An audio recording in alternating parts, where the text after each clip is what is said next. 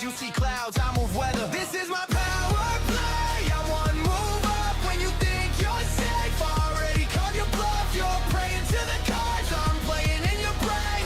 House like fate, welcome to my power play. Welcome to my power play.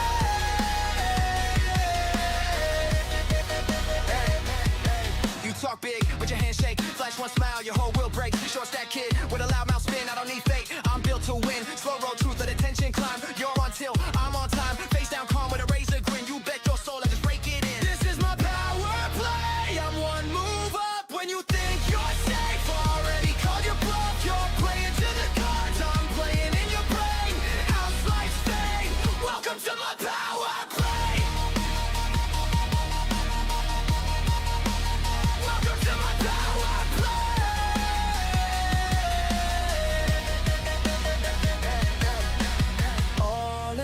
All in, hear the table sing. You see danger, I see opening. You chase gold, I take kingdom. You got luck, I got system.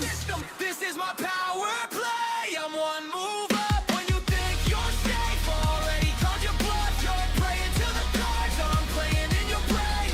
House like fate, remember my name. Power play. Welcome to my power play.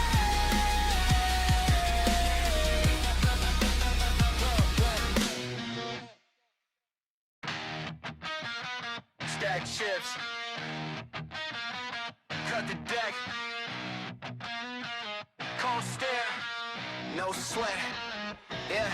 Walk in, eyes on green, every E-card, part of the scheme. Ring tells like I wrote the script, every bluff, got a backup twist. Heart rate flat, but the stakes insane. I'm counting odds, you're counting pain. You chase luck, I track patterns, you see clouds, I move weather. This is my power play. I'm one move up when you think you're safe. Already called your bluff, you're praying to the cards I'm playing in your brain. House like fate, welcome to my power play. Welcome to my power play.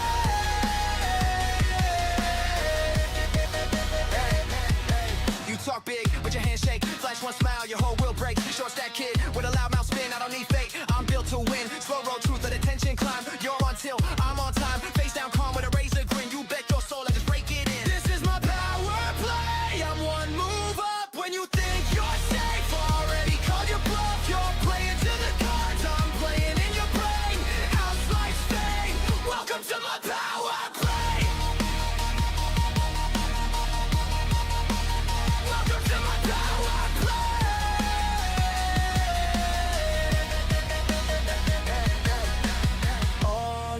All in, hear the table sing. You see danger, I see opening. You chase gold, I take kingdom. You got luck, I got system. This is my power play. I'm one move up when you think you're safe. Already called your bluff, you're praying to the cards I'm playing in your brain. House like fate, remember my name. Power play. Welcome to my power play.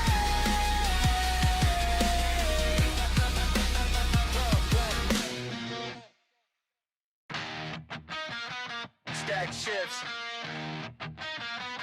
cut the deck, cold stare, no sweat, yeah. Walk in, eyes on green, every E-card, part of the scheme. Ring tells like I wrote the script, every bluff, got a backup twist. Heart rate flat, but the stakes insane. I'm counting odds, you're counting pain. You chase luck, I track patterns, you see clouds, I move weather. This is my power play. I'm one move up when you think you're safe. Already called your bluff, you're praying to the cards I'm playing in your brain. House like fate, welcome to my power play. Welcome to my power play.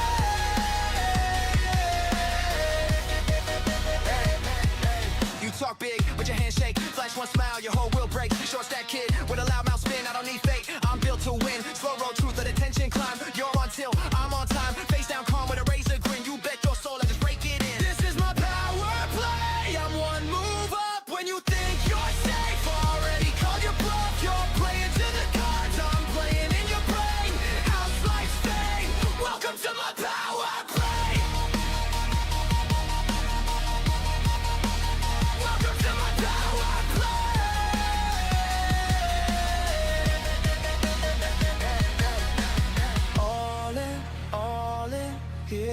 table sing.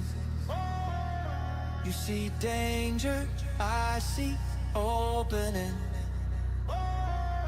You chase gold, I take kingdom.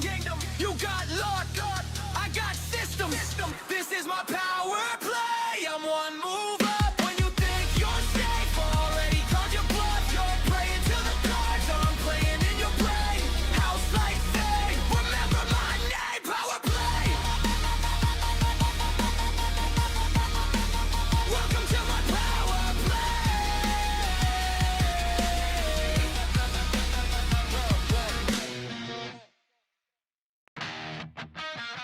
Stack chips, cut the deck, cold stare, no sweat, yeah. Walk in, eyes on green, every E-card, part of the scheme. Ring tells like I wrote the script, every bluff, got a backup twist. Heart rate flat, but the stakes insane. I'm counting odds, you're counting pain. You chase luck, I track patterns, you see clouds, I move weather. This is my power play, I'm one move up when you think you're safe. Already called your bluff, you're praying to the cards I'm playing in your brain. House like fame, welcome to my power play. Welcome to my power play.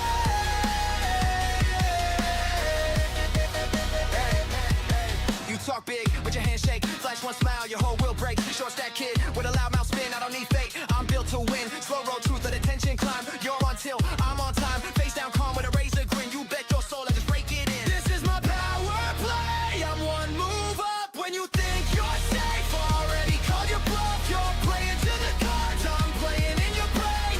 House like fame, welcome to my power play. Welcome to my power play.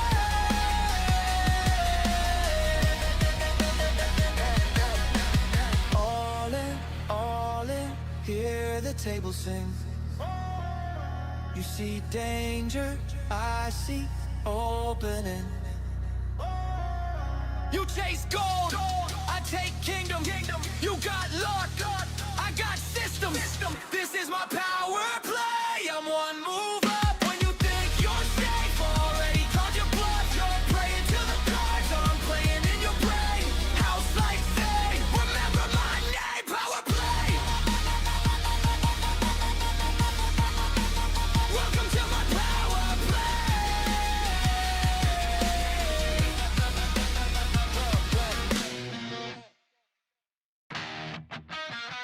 Stack chips, cut the deck, cold stare, no sweat, yeah.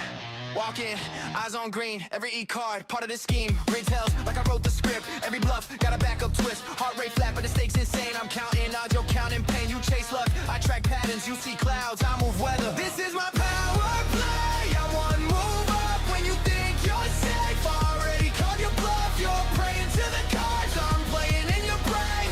House like fame, welcome to my power play. Welcome to my power play.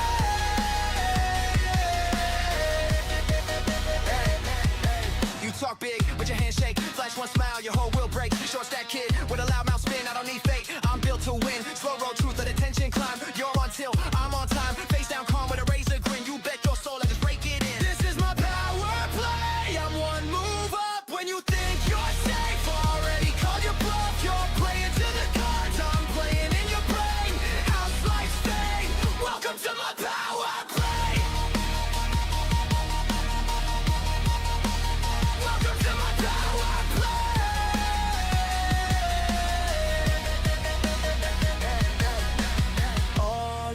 All in, hear the table sing. You see danger, I see opening. You chase gold, I take kingdom. You got luck, I got system. This is my power play. I'm one move up when you think you're safe. Already called your bluff, you're praying to the cards I'm playing in your brain. House like fame, remember my name. Power play. Welcome to my power play.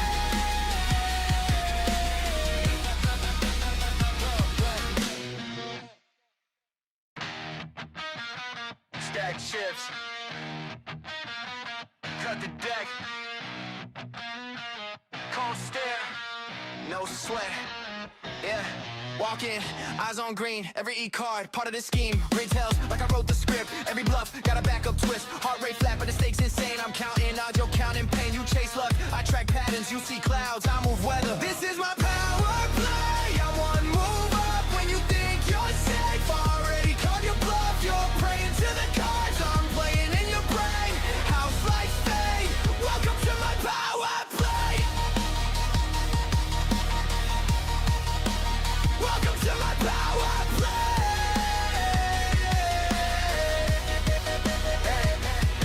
You talk big, but your handshake, flash one smile, your whole will break. Short stack kid with a loud mouth spin, I don't need fate. I'm built to win, slow roll truth, let attention climb. You're on till I'm on time, face down calm with a razor grin. You bet your soul, I just break it in. This is my power play, I'm one move up when you think you're safe. Already called your bluff, you're playing to the cards I'm playing in your brain. House like stay, welcome to my power play. Welcome to my power play.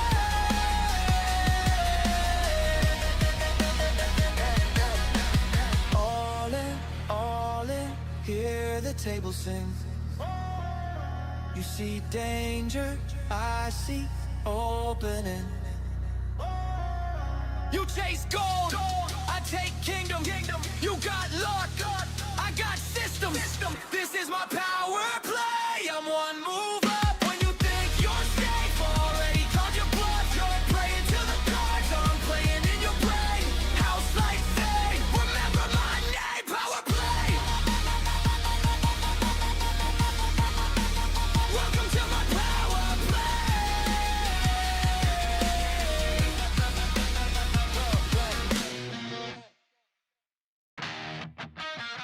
Stack chips.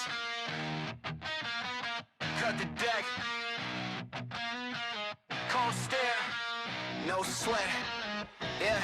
Walk in, eyes on green, every E-card, part of the scheme. Ring tells like I wrote the script, every bluff, got a backup twist. Heart rate flat, but the stakes insane. I'm counting odds, you're counting pain. You chase luck, I track patterns, you see clouds, I move weather. This is my power play, I'm one move up when you think you're safe. Already called your bluff, you're praying to the cards I'm playing in your brain. House like fate, welcome to my power play. Welcome to my power play.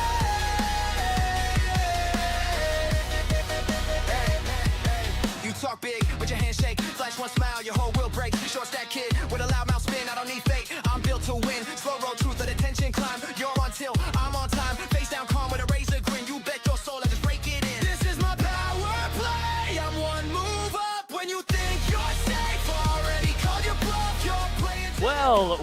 Well, ladies and gentlemen, welcome into Lethal Lottery 3 Power Play.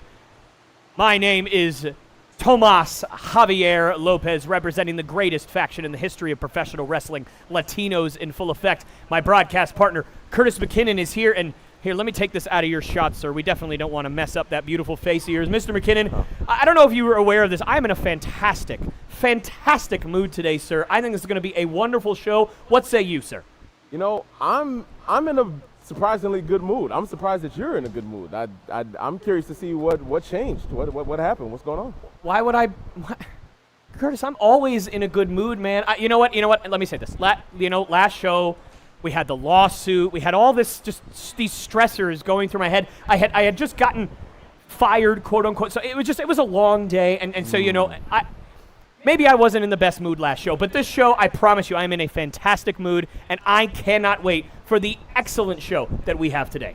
Okay. Well, I can't say that doesn't worry me, but we do have a fantastic show actually booked for tonight. I am super excited. We're going to have the monster Alex Jensen getting his grudge match against DMT.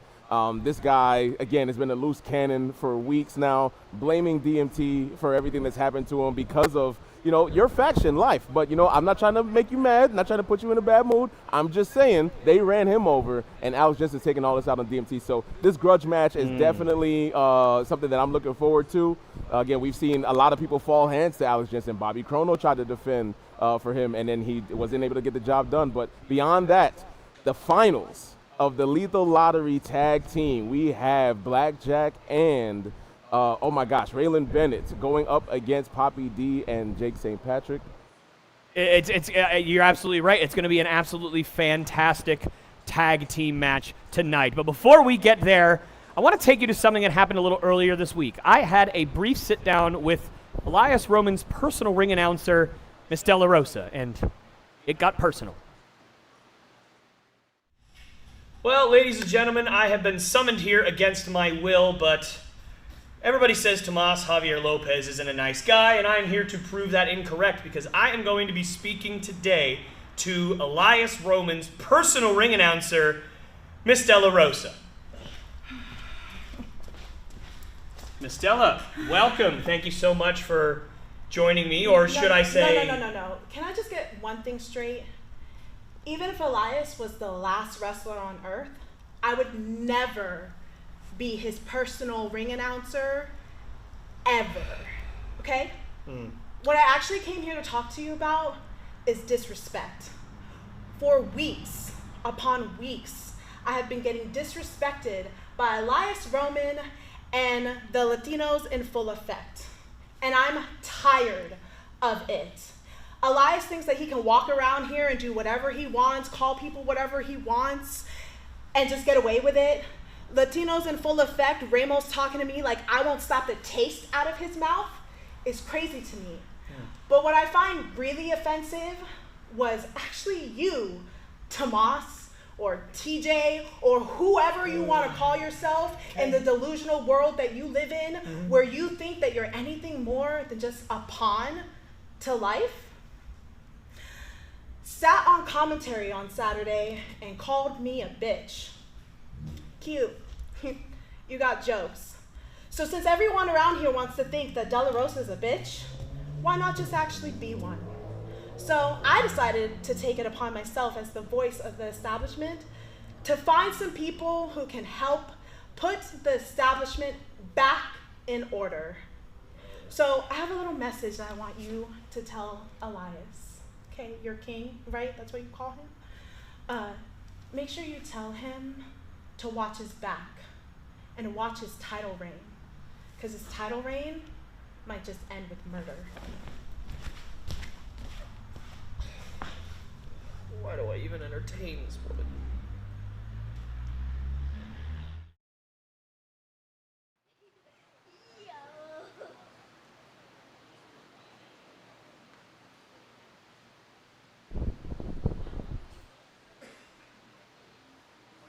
Obviously, as you guys just heard, it got a little bit personal for Miss Delar Roa. She certainly had a lot to say. Didn't really let me get a word in otherwise, Mr. McKinnon. I'm sure you're fully on Miss Delar Roa's side here, but I tell you what, it was very uncomfortable to sit in that ring.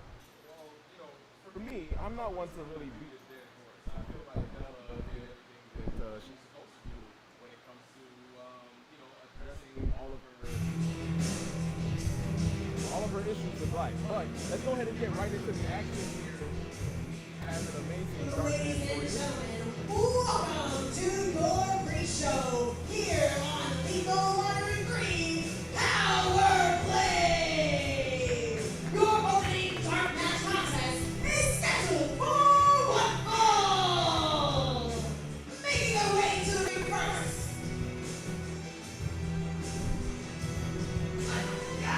From Hinesville, Georgia, weighing in at 155 pounds, the Jiu-Jitsu Kid, Denny Glasford. Denny Glasford, we haven't seen him here in a few weeks. We've seen him here at the establishment a few times. Biggest milestone for him was he actually had his very first one-on-one wrestling match right here in a TEW ring, and since then, he's only had one other match. He is 0-2 so far, Mr. McKinnon, but tonight he looks to get back on track. Orlando, Florida, weighing in at 145 pounds, Cheyenne.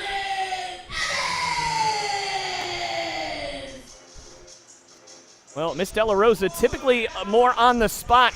Cheyenne Evans, the opponent here, and we have seen Cheyenne Evans, and he really has taken TEW by storm as of late.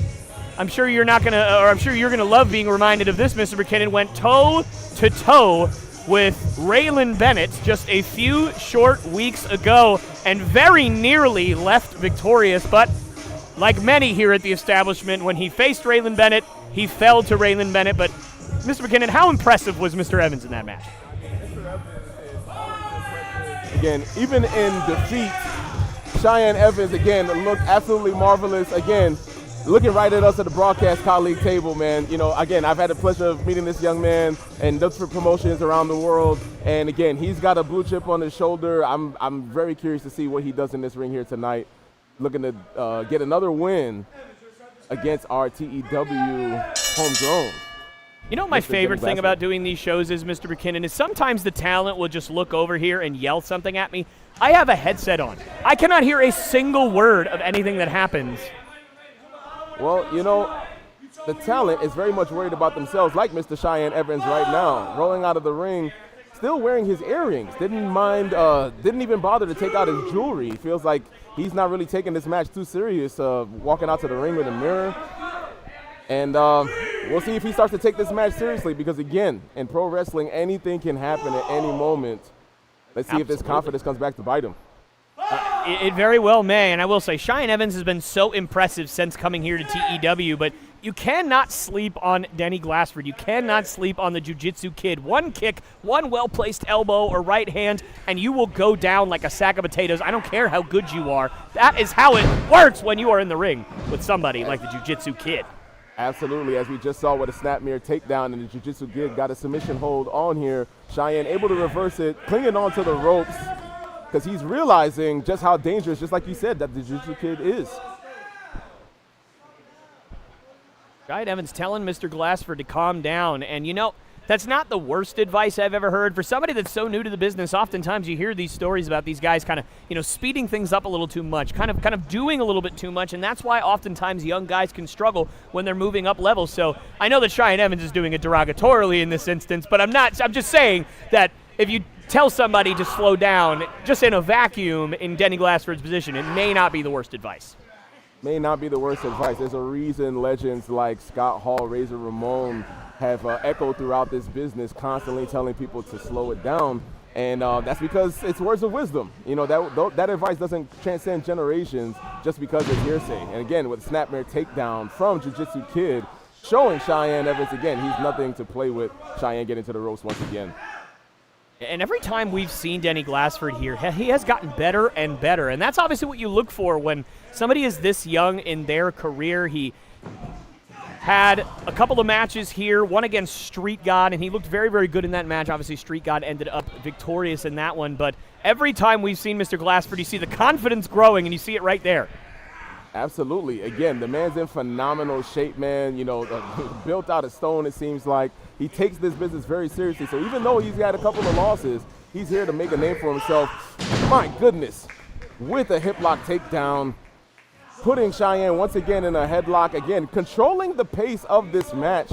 Again, like you said, Denny Glasford, very impressive here, taking control of this match, controlling the pacing, slowing it down, doing everything that it seems like his mentors have been teaching him here. And for Cheyenne Evans, I mean, you said it early on, it didn't really look like he was taking this match very seriously. You have to wonder when that switch is going to flip, and I think it just might have right there. It did. Swift kick to the gut from Cheyenne. Again, working that lower abdomen, pushing him into the corner, stomping a mud hole in him. Our referee Rodney getting a little bit vulgar with him trying to separate these two, but obviously we know Ronnie, very storied history. Our senior referee here has had many run-ins with many different wrestlers, including Latinos in full effect, but of course we don't want to get into that right now because Cheyenne Evans just flung the Jiu-Jitsu Kid chest first into those turnbuckles. Hard Irish whip on that big chest of Denny Glasford, the Jiu-Jitsu Kid. Again, regaining control, now gloating, stepping on his arm on those joints, making sure that he can't use some of those power moves and some of those jiu-jitsu techniques, limiting Denny Glasford's repertoire here. And for Evans, I mean, I don't know what the to be fair to him, I'm not sure what is necessarily to be gained in this match. You're facing somebody who doesn't have a whole lot of experience, probably has a chip on your shoulder cover here and a kick out, probably have a little bit of a chip on your shoulder saying, I should probably be in the ring with somebody of a little bit higher stature. I just wrestled Raylan Bennett, and now I'm sitting here suplexing a guy who doesn't even have 3 matches under his belt right now. And, well, you know what, man? Again, your career can turn around in an instant when it comes to professional wrestling. Again, at any moment, oh, my goodness. Again, Cheyenne running, eating a ton of turnbuckle on that top rope. Again, Denny Glasford taking advantage, multiple clotheslines, duck under. Oh, my goodness, hitting a beautiful neck breaker on Cheyenne, regaining momentum. Showing him again, even after his multiple losses, things can turn around just like that. So again, it's to your own detriment when you don't take talent seriously. You're gonna have people taking advantage, like Mr. Glasford here. Beautiful DDT. Looks like he's gonna go for that cover. Kick out at 2. Evans survives, and look at that DDT spiked right on the top of Cheyenne Evans' head, and I'm not sure he's gonna wanna be looking in the mirror very much after that one. Not at all. Again, well, he actually may, right after this match is over, said, damn, that DDT definitely took some out of him. You see him squinting, wincing, licking his wounds after that DDT, trying to kick him off of him, doing anything he can to regain momentum. And just like that, again, throwing him into that second rope to get some breathing room. Glasford gasping for air.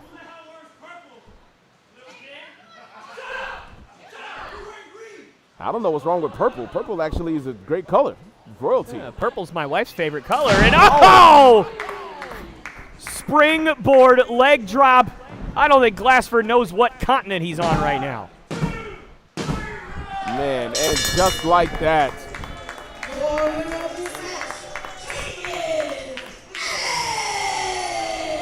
Cheyenne Evans with a big win here for him. And again, I know I mentioned earlier, what is to be gained here by Cheyenne Evans? Well, momentum would have probably been the correct answer, and that is exactly what Cheyenne Evans has given tonight. Cheyenne Evans with a very impressive victory. And again, Denny Glasford, the Jiu-Jitsu kid, getting better and better and better every time he steps in the ring. A bright future, but tonight, his future was not as bright as the lights shining on Cheyenne Evans. Couldn't have said it better myself. You do sound like you're a little bit back to your regular self. I'm happy to hear it. I mean, well, you know, again, I'm in a really good mood today, and you know, we've had a really good week, and I just have this.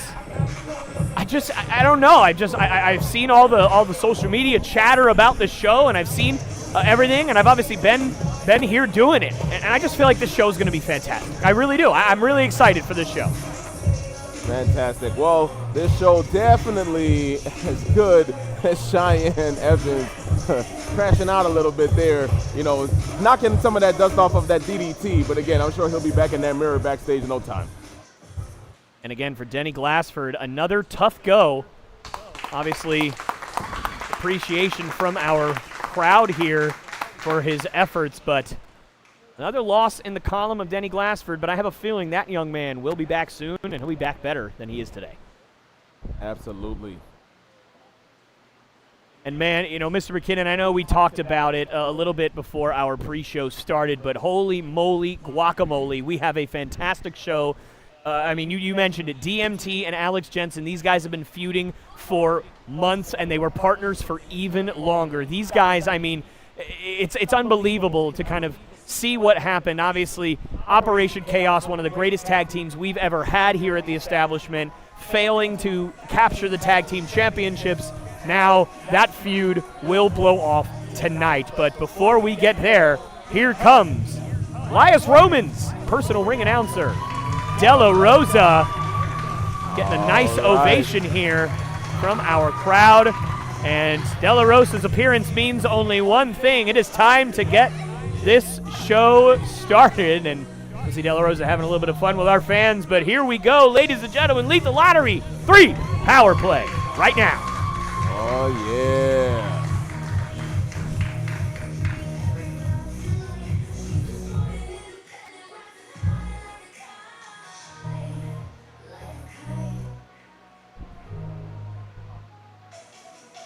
good song, too. It's okay. Good evening, ladies and gentlemen, and welcome to Empire Arena right here in Castleberry, Florida, as the establishment presents Lethal Lottery 3 Power Play! I'm the most valuable rose in wrestling, the one and the only Delar Roa, your ring announcer tonight, and it is my pleasure to welcome all of our TDW fans in attendance. And I only have one question for you. Are you ready for some wrestling? I can't hear you. I said, are you ready for some wrestling? Let's do it then. It's so nice not being interrupted by riffraff. I don't interrupt you. I'm not riffraff. The opening contest is a triple threat match. Riffraff. Scheduled for one fall. Introducing first. Riffraff? I'm not riffraff. You've been making all kind of friends here over these last few If months, anything, man. I'm El Riffraff. That's where I'm at. I'm El Riffraff. Okay, got it. More Give me a nicknames. mask. Give me a mask. I'll be like El Generico, and I'll just be El Riffraff. It'll be great. Speaking of great,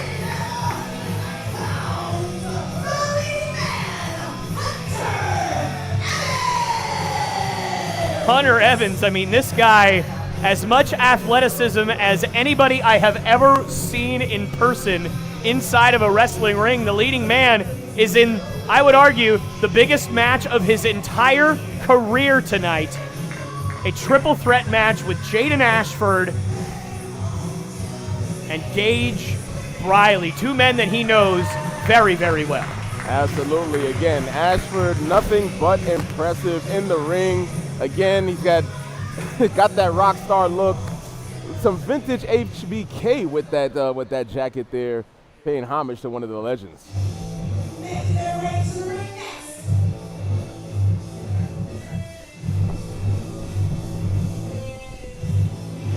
Weighing 195 pounds, he is the Midwest Bluebird,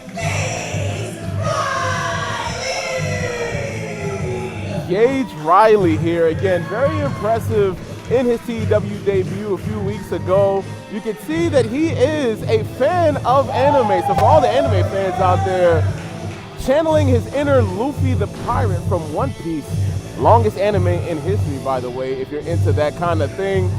Channeling his Ultimate Warrior, always looking to have a good time, good spirits. Longest anime in history. I thought that was Naruto. That you would be mistaken.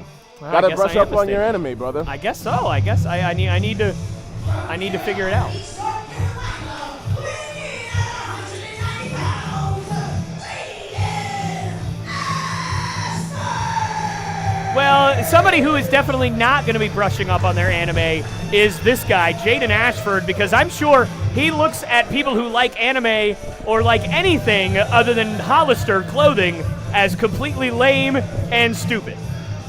Well, you know, everybody has an opinion, and so Jaden can think all that what he wants, but what matters is what he gets done inside the ring. Like you mentioned, high stakes in this triple threat matchup here.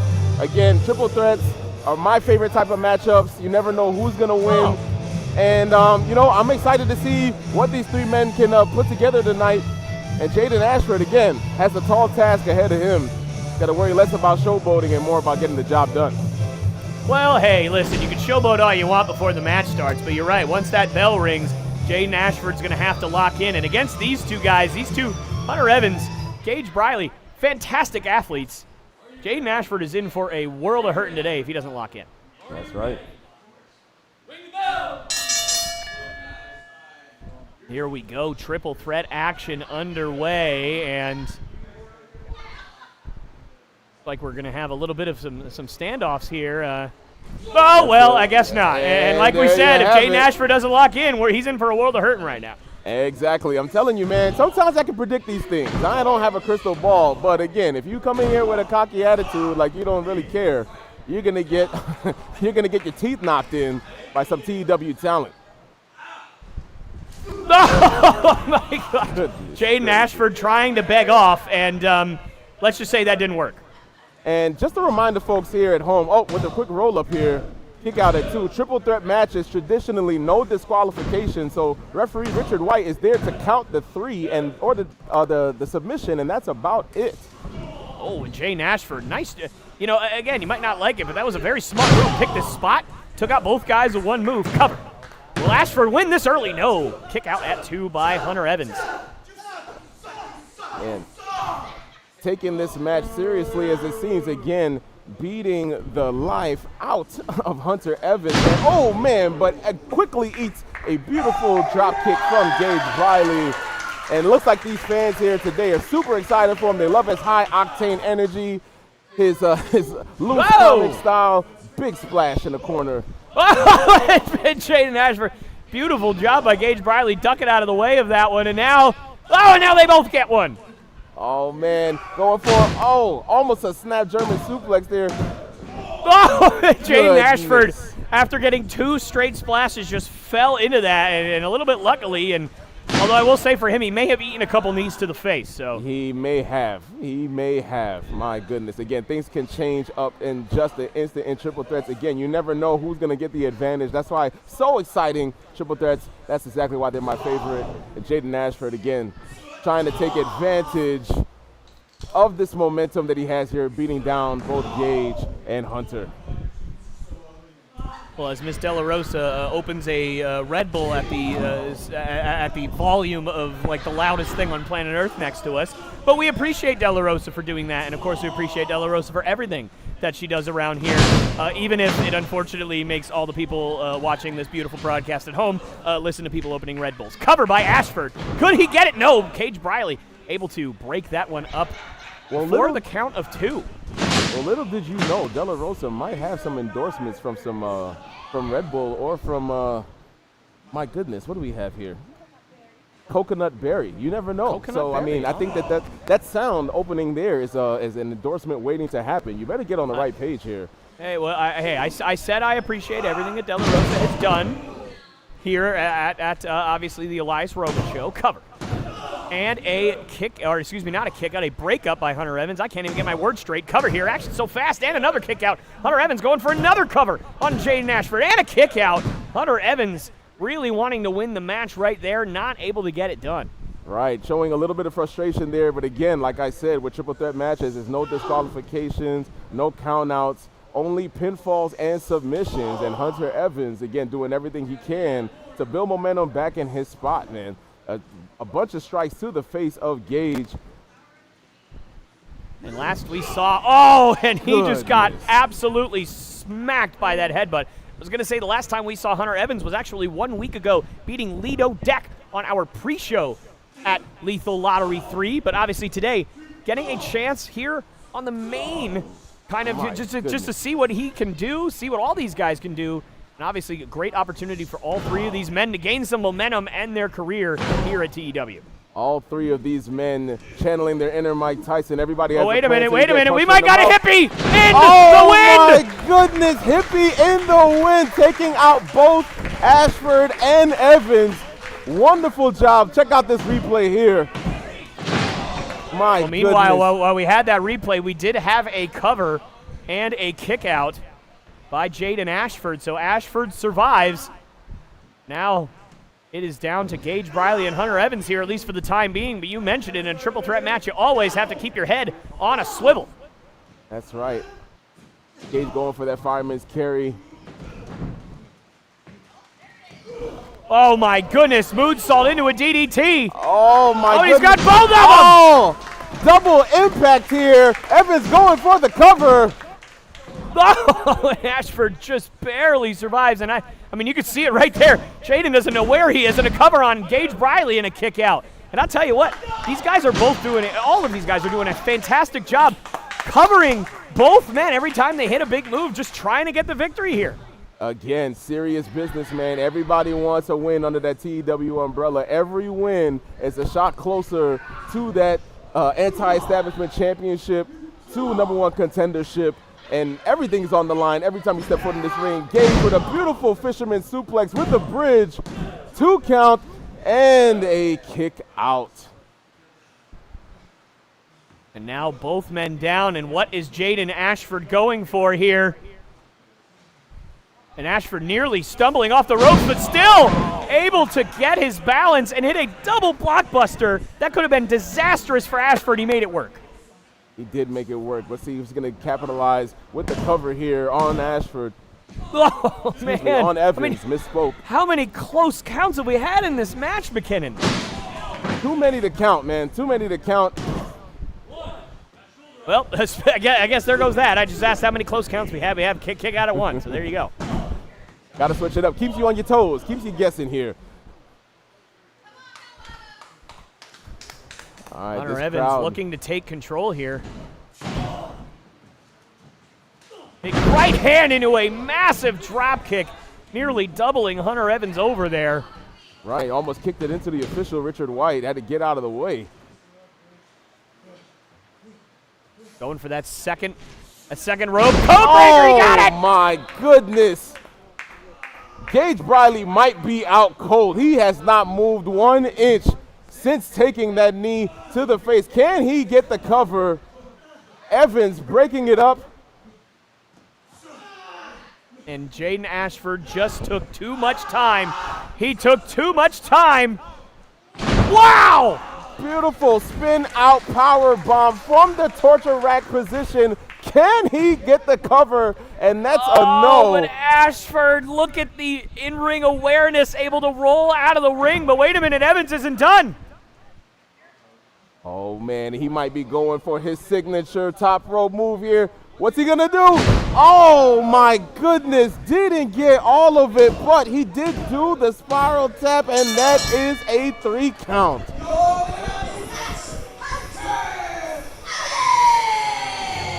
And I know I said that I was in a good mood, but I have to point out our referee, Richard White, missing Gage Briley's foot on the rope. And is there any way that I could get a replay on this? If I could get a replay, I'll be able to show you that Hunter Evans got away with one right there. But you know what?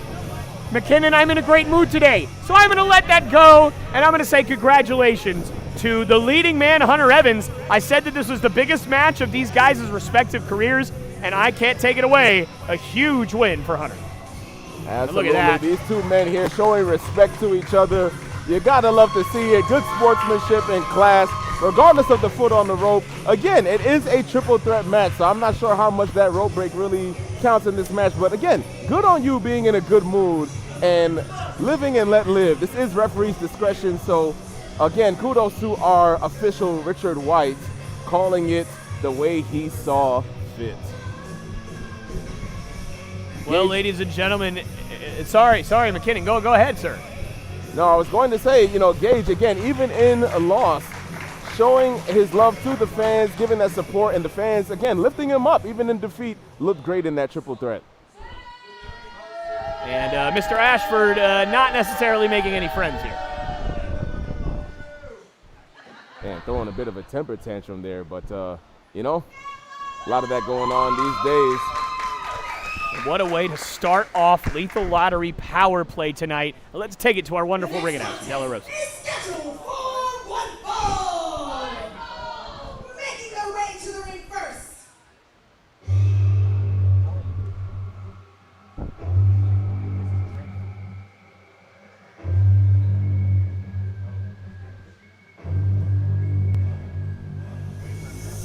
And that ominous track could only mean one thing. Draco Nix has arrived. Draco Nix is a bad man. If you've seen us last week with that Lethal Lottery tag team, Weighing in at 210 pounds, Draco Nix! again, Draco Nix, nasty man. And by nasty, I mean ruthless in between those ropes. You've seen the damage that Lariat has done to the likes of Bennett, to the likes of every competitor that he's been in the ring with. And I shudder to think what his opponent is going to do about it.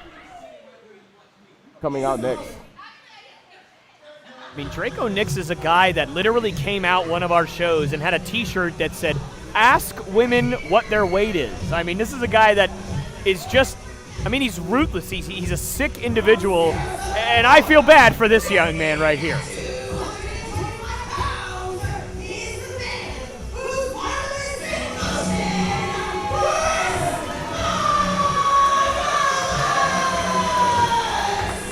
You know, Chris Marvelous, Mr. McKinnon, I'm sorry to cut you off, but I just have to say this. I mean, could a person have any worse of a draw than Chris Marvelous has had over the last 2 weeks? Last week, he runs into a buzzsaw known as Tyler Uriah and the Marquee. And then today, he gets an absolutely furious Draco Nix, who lost in the first round of the Lethal Lottery last week. And now Chris Marvelous has to go out here and try to pretend that he has, you know, that he's going to, like, go in there and be happy and jolly when he's got an actual linebacker staring down the barrel at him? I mean, how much worse could it get? I mean, listen, the odds are always stacked against Marvelous. He fights from underneath. Again, the man uses his faith as a source of motivation and strength. Hopefully it's enough to overcome Draco Nix. Marvelous is going to have faith for himself and everybody else in this arena if he's going to pick up this win against Nix. Oh, dude, I don't know. You know, part of me as a believer myself hopes that you're right, but my goodness, like, again, I said it last week. Persistence sometimes just delays the inevitable. I mean, the Draco Nix is a behemoth of a man. But I will say, Marvelous is very motivated in motion right now, not just Marvelous in motion. So I don't know if I've ever seen Chris Marvelous this motivated. Obviously, listening to what he said earlier this week about Draco, he has nothing but respect for this man, and for Draco, I think he just wants to hurt somebody. I mean, I think you're absolutely right. And then you have to remember, both of these men are coming out of losses last week, so they both have something to prove. Marvelous not wanting to take that loss, and oh yeah, well, there you go. Again, like you said, Draco Nix, behemoth of a man, all about business. And again, he's coming off of a loss himself, mocking Marvelous, trying to get the crowd on his side. Looks like Marvelous is going to show him how it's done. And obviously this crowd firmly behind Chris Marvelous tonight. And, you know, I've seen crowds like this do crazier things. Can this kind of moment... Oh, hang on, wait, we might get Draco Nix. There we go. Crowd not feeling Nix one bit. And here we go, Marvelous again. Clearly. And this crowd's certainly feeling Marvelous right now, I guess. Absolutely. Marvelous might be Castleberry's favorite son. He might have lost, but again, he's still a winner in the hearts of all these fans here. wait a minute. Are we going to get Rodney? Oh, my goodness. Oh, my goodness. I've never heard this place so loud. Oh, well, there you go. And well, I guess the posing is over, and it's time to fight. Finally, we've got a collar and elbow tie up here from Marvelous and Nix. The showboating is over, and these men are finally looking to take this thing seriously. Again, both of these men coming out of losses after Lethal Lottery last week. They have something to prove here. Again, Nix dangerous. You don't really see a whole lot of showboating out of him. We're going to see if this serious side is going to turn up really quickly here. And for Draco Nix and Chris Marvelous, you mentioned it, I mentioned it, we're all going to mention it. Both coming off losses, both guys coming off of really painful losses. Obviously, Draco, not necessarily known as a tag team wrestler, as he just drives Chris Marvelous into the ropes there. But certainly, whenever a championship match is on the line, you definitely are going to give everything you have, and Draco Nix lost that last week, and for Marvelous, not only did he get beat, he got destroyed by Tyler Uriah last week. He really did, but he had a beautiful shoulder block there, putting Nix down. But Nix, again, looking to counter that, picking him up, going for that fall-away slam. Marvelous able to get out of it, doing a beautiful snapmare takedown right here, and this Empire Arena is coming alive for the man that is Marvelous in motion. And you know what? I have been very impressed with Chris Marvelous over the last several months. He has gotten so much better in the ring. unfortunately for him right now, it just has not really translated to victories. Mr. McKinnon, what do you think Chris Marvelous is missing right now that's going to take him from those losses to stacking up victories here? Oh, man, a pin like this, Oklahoma roll, things like that, he's got to get into his bag. He's got to do a little bit more techniques. Again, going for that another pin, he's got to get a little bit more crafty. He's got to add a little bit more to his repertoire, because while that belief and while all that faith is all well and good, you got to be able to get the job done. So, Marvelous is just missing a little bit of experience. Again, going for that schoolboy pin to kick out at 2. He's just got to keep digging in that well, keep sharpening that iron, man. That's the best that Marvelous has going for him right now. This cover and a kick out. Chris Marvelous, it looks like he is just outpacing Draco Nix right now, and I don't know if I can recall seeing Draco Nix this out of sorts. Man, again, Marvelous looks like he has been studying every pin in the book. Is what he tried to execute to get this job done. Trying to fight from underneath the entire match is going to get you all out of sorts, and Nix smartly on the outside trying to regain some composure and some momentum, taken off his game by the man that's Marvelous in motion. And, again, I feel like I can uniquely speak on this because I feel like I have been around to watch Chris Marvelous's career grow. One of the other companies that I worked for, he had an internship. He wasn't even a wrestler yet. He had an internship where he was working behind the scenes, doing camera work, doing other stuff, all for an opportunity, just an opportunity maybe one day to step into the ring at that place. And then many months later, I saw Chris Marvelous get his very first victory in that same company. I have seen this young man grow from the very beginning of his career, but I simply worry about the fact that week after week he is coming out here and he is being put in the ring against guys like Draco Nix, against guys like Tyler Uriah. How is he going to get better getting put in the ring against these monsters week after week? I mean, I know you've heard the saying, what doesn't kill you makes you stronger. Hopefully Marvelous gets stronger before he's dead in the middle of this ring. That's I'm pulling for him, man. Again, he has the odds stacked against him, but we all know in this business of pro wrestling, you got to earn your stripes, you got to earn your keep. You're not going to get it taken easy on you just because, you have a positive attitude, just because you have some faith, just because you come out here with a smile. And this crowd getting firmly behind Marvelous. They want to see him win. They want to see him succeed as he gets planted with a scoop slam by Nix. Kick out at 2. And after that flurry from Chris Marvelous, Draco Nix sliding himself out of the ring, regrouping, that did exactly the trick. We see it all the time in wrestling, but you see in this case, it really does seem to have worked for Draco Nix. He has completely taken control. Absolutely. Again, working those spots, that lower back. Again, he was working it on that ring apron, slamming him into the ring apron, slamming him into the side of the ring post. The Marvelous, again, you take away that lower back, you take away that man's legs from underneath him. Big splash by Nix in the corner. Marvelous has a lot to overcome, barely dodging Nix with that splash in the corner. And it's that right there. Why in the world would you taunt in that specific spot? Because now you just got flung across the ring. My goodness, again, that lower back being shaken up by a masterful German suplex. Marvelous could not pick him up. Watch this replay here on this German. Gosh, flinging him across the ring. For somebody who has as much faith as Chris Marvelous, I feel like he almost touched the staircase to heaven on that German suplex.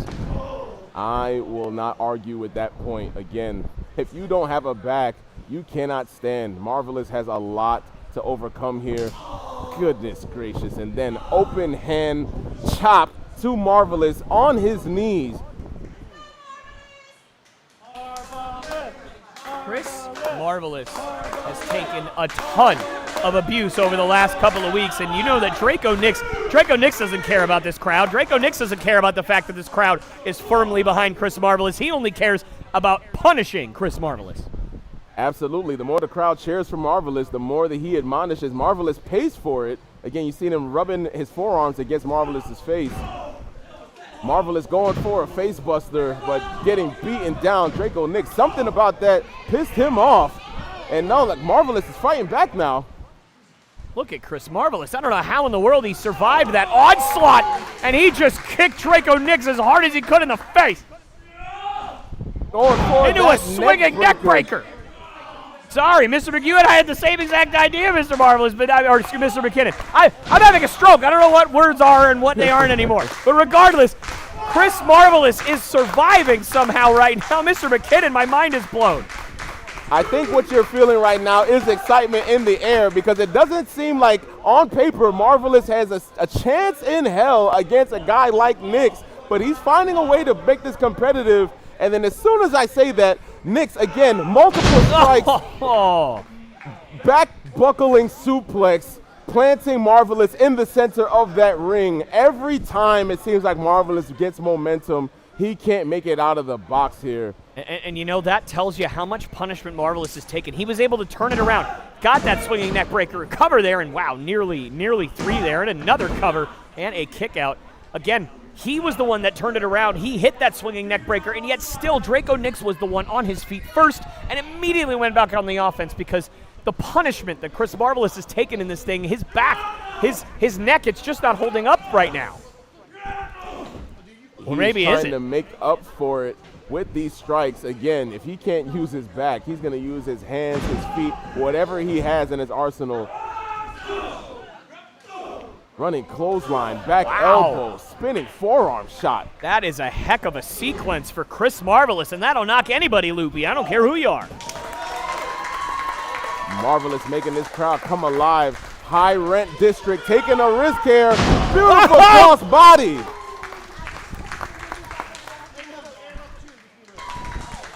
Look at this again from the top rope. Air Marvelous. I know with Spirit Airlines recently going out of business, perhaps we could have Marvelous Airlines instead. But Chris Marvelous, again, somehow still in this thing. And again, I know Faith could take you a long, long way, but can Faith finish this one off here? It might. I mean, he had a beautiful landing on that cross body. You see, he had he went into that high rent district, and the risk did pay off. You see Nick struggling to get to his feet, even though Marvelous has taken the brunt of the punishment in most of this match. Seems like he is even out the playing field a little bit again with these forearm shots, with these multiple strikes. Again, Marvelous getting his second win, doing everything he can to secure his victory. Beautiful clothesline here, back elbow. Marvelous is taking it to Nix, finding that power. Oh, look at Chris Marvelous go.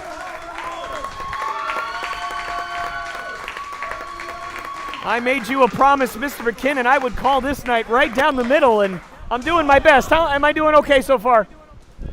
I mean, listen, you've got a lot of making up to do, but as of right now, you're in good standing. You're calling it down the middle. Oh, well, I appreciate that. And you know what? What does Chris Marvelous do? Okay, well, I guess there you go. Axe handle straight to the upper back, right in between the shoulder blades, and Chris Marvelous. And Marvelous might be making a mistake here, playing a little bit too much to the camera. Marvelous attraction he's going for here. Locking in that full Nelson. Oh, but can't quite get it. Strike to the stomach again. Like I mentioned, as much as I believe in Marvelous's beliefs, he took himself out of the game there. Oh! Oh! Spoken too soon with a Falcon Arrow-esque move. Oh, Draco kicks out at 2. 2.95. I mean, if you're Chris Marvelous, what else can you do to beat Draco Nix tonight? Again, like I said, Marvelous has to dig deep into that bag of tricks that he has. He was taking Nix off of his game with those multiple pins. Now he's coming out with these multiple strikes. Everything that he can think of, he's just going to have to keep on the offense to keep Nix down. That's the best move that I think that he possibly has in his arsenal. Again, that momentum. Oh, my goodness. Spine buster. And that may do it, folks. And a huge elbow. Oh, and Marvelous out at 2. Golly, man. Again, with that baseball elbow clothesline S move. But look at this spine buster planting Marvelous in the ring. You can barely catch his breath. Wait a minute. What the hell? Wait a second. I know that music. That's Six Heart Tone Felix. We haven't seen him in months. What is he doing here? As Marvelous hits the Marvelous Rough Rider. with the Rough Rider. Oh my God, Tone He's Felix is got on the the pin. apron. Come on, ref. Rodney, you got to turn around. Oh, and Marvelous trying to get Rodney's attention and went after Tone Felix. And Tone dodged out of the way. Marvelous, you better refocus here. Man, he had that matchup won. Oh, no, and an elbow right to the throat. My God. Looking like he's going for that 3 seconds around the world. Marvelous countered. Oh, no, my God. Good God in heaven. Marvelous might be looking at the pearly gates, and that is it for him.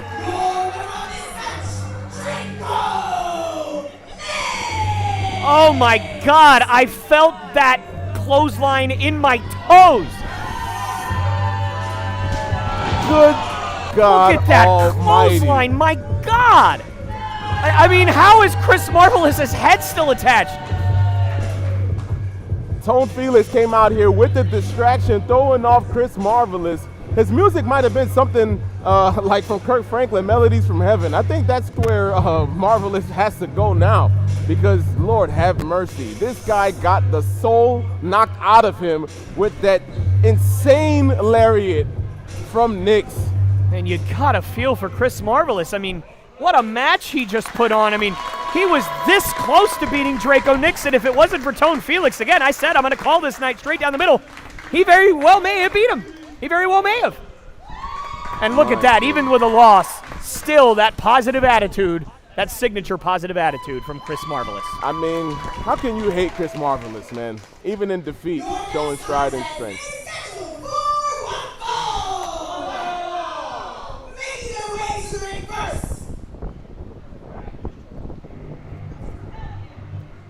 Well, Mr. McKinnon, this is the match that you said before the show that you were most looking forward to tonight.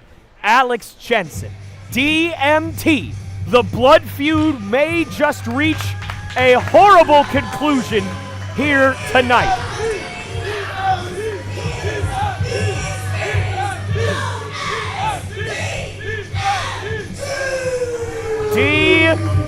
DMT making his way to the ring. And, you know, you have to sit here and wonder, DMT, after what happened to him a couple of months ago, is he 100%? Is he fully recovered? And even if he is he fully ready for the absolute psychopathic energy, the maniac that is Alex Jensen? I don't know if he's ready, but he's got no choice but to be ready, because Alex Jensen is getting ready to make his way out here. And DMT has another uphill battle, to say the least, in the form of his former tag team partner, his former brother.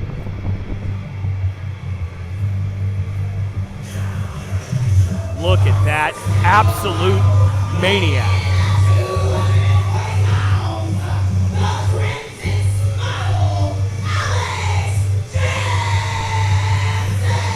And coming to the ring with the same crowbar that he used to demolish DMT just a couple of short months ago. And guys, I have a feeling that this is going to be really, really bad and get really ugly really quickly. DMT has got to be careful, man. I mean, I'm having flashbacks and PTSD, and I wasn't Oh even my God, Jensen just went to attack our referee. Man, Delar Roa needs to DMT, get out of that. oh my God! DMT with a coffin drop, trying to get some momentum here, taking the fight bell- to the be- Jensen. Oh my McKinnon! goodness! The bell hasn't even, I get, yeah, the bell didn't even ring the first time. I get, is this match already just thrown out? Man, DMT again seeking revenge. This crowd firmly behind DMT. trying to get revenge after Alex Jensen. DMT asking for a microphone here. You big little bitch. You blubbered me this entire time. You were my partner. You were my friend. I defended this tag team. And we got the root. You still hurt me. I'm still not 100%.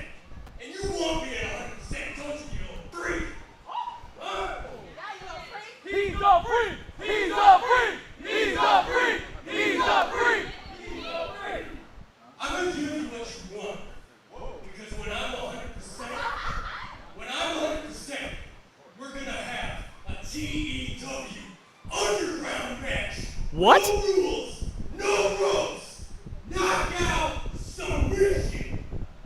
Oh my God. Ladies, wait a minute. Guys, is that official?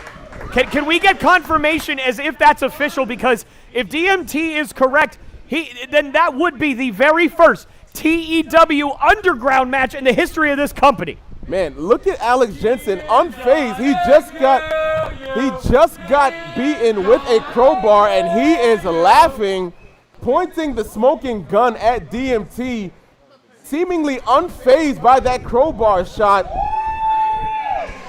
DMT does have the high ground, but I have to wonder if he just signed his own death warrant. A TEW underground match. Well, DMT making his opinion known here.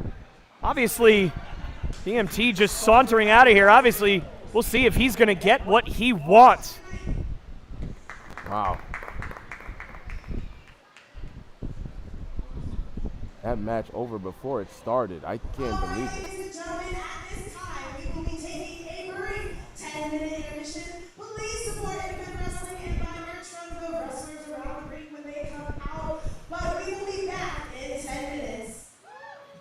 All right, well, ladies and gentlemen, you heard Miss Delar Roa. We will be taking a 10-minute break. McKinnon, what a crazy show so far. I mean, absolutely wild. I mean, even just what we just saw. DMT and Alex Jensen supposed to have a match tonight, didn't even get off the ground. And speaking of ground, DMT laying out the challenge, underground match. And I don't know if that's going to be official or if we're going to get official word on that soon, but if that is the case, what a crazy fight that's going to be. I shudder to think what's going to happen in that underground match. No ring, no ropes, excuse me, just pinfall and submission. Again, you saw Alex Jensen eat that crowbar and laugh it off.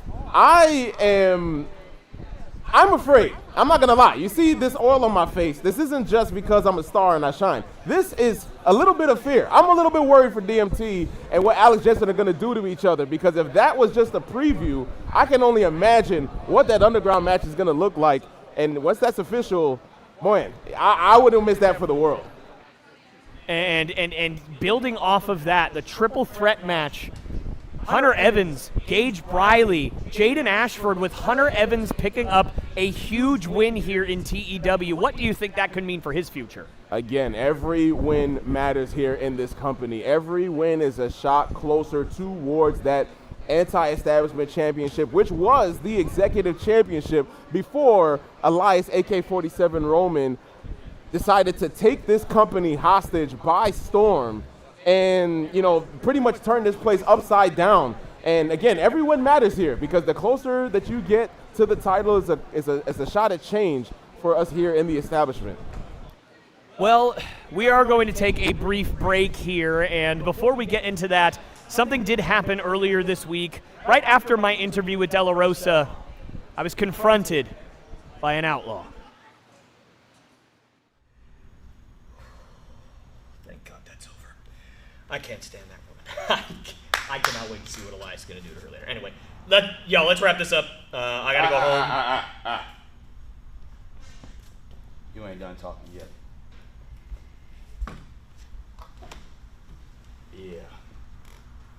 Yeah, a whole lot of talking over the past week. Had my name in your mouth a lot. You thought I wasn't going to see your little graduation from life? Thought I wasn't going to hear what you had to say? Heard everything.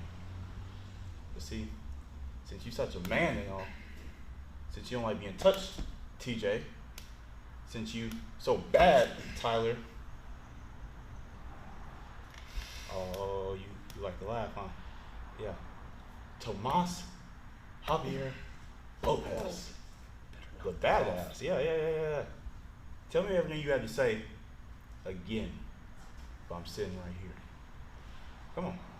You bad. You said it yourself, man. You heard everything I had to say. I ain't gonna... No, keep going. What did Ramos tell you? Don't let no man bitch you.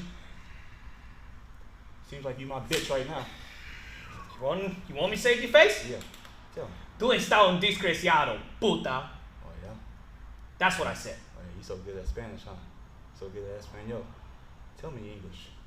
Because you bad when I don't understand you. Come on. Dude, I'm not entertaining this no more. I'm not... TJ, Tyler, Tomas, I don't give a damn. Listen, y'all think I'm a bitch. You think Raylan's been through everything he's been through? For you to disrespect me? Tell me what it means in English. Tell me what it means in English. Come on, you bad. You're a bastard. I'm a bastard. I'm a goddamn bastard. I'm a bastard. I'm a bastard. I'm a bastard. Mr. Bennett. I'm a bastard. Excuse me, Mr. Bennett. Now, while we'd all like to give Mr. Lopez here the old 1-2, you and I have some business that we need to discuss. So if you could please unhand him. We'll talk later. Thank you, sir. First of all, my hand still hurts from Saturday, May 2nd when we had our handshake. Oh, yeah? Ow. Second of all, you think you have a bigger vendetta against life than the ladies' man Heartbreak Jake? I do. Let me tell you something. You haven't been beat up by life. You haven't been humiliated by life. And you haven't been fired by life. See, life beat up the ladies' man. Life humiliated the ladies' man. Life even fired the ladies' man. So if anybody has a personal vendetta against life, you're looking at it. Personal vendetta. A personal vendetta. Jake, you've known me since I started. Yes, I have. 4 years. Grinding on this road. Trying to get to where you're at. And you talk about personal vendetta. Jake, you like family to me. You like my uncle. So you know, when I had my title match, my first title match here, it meant everything to me. And life got involved. So there is your goddamn personal vendetta. But see, I think when you look at me, you still see the boy you met 4 years ago. But right now in front of you is a young man that's coming to his own. So this man got one thing to say to you. You've gone soft. I don't want heartbreak on Saturday. I don't want the hip thrusting, the jolly dancing around the ring. Nah, I want the man inside. I want that dog that used to be on the streets. First of all, let's get one thing straight here. Let's not get it twisted. The ladies' man is a very dangerous man. And I can get as violent as Michael Myers, Jason Voorhees, and Mike Tyson combined. I just have to tell the ladies not to look. So on Saturday, May 9th, at Lethal Lottery Power Play, you and I are in a tag team match to determine who's the #1 contender for the tag team titles against life. So on Saturday, May 9th, at Lethal Lottery Power Play, you're gonna see how dangerous and how violent the lady man can really get. Oh yeah? I'll see you Saturday, sir. I see you. There we go. That's the man I want. Counting pain, you chase luck. I track patterns, you see clouds, I move weather. This is my power play. I'm one move up when you think you're safe. Already called your bluff, you're praying to the cards I'm playing in your brain. How's life fade? Welcome to my power play. Welcome to my power play.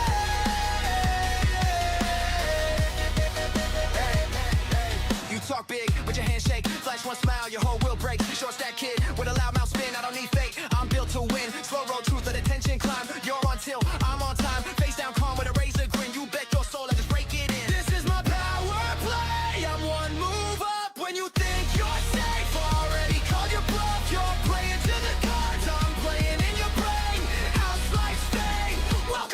power play. Welcome to my power play.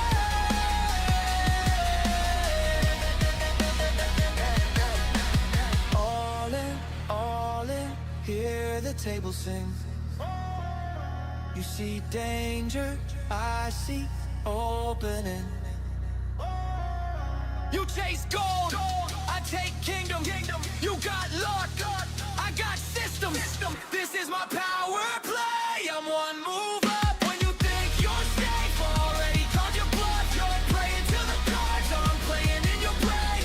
House like fame, remember my name. Power play. Welcome to my power play.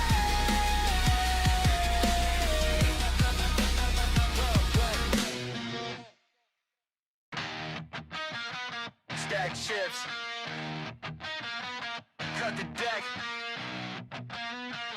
cold stare, no sweat, yeah.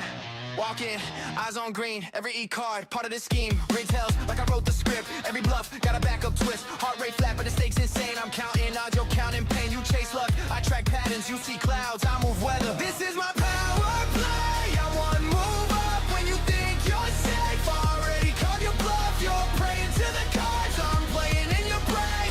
House like fate, welcome to my power play. Welcome to my power play.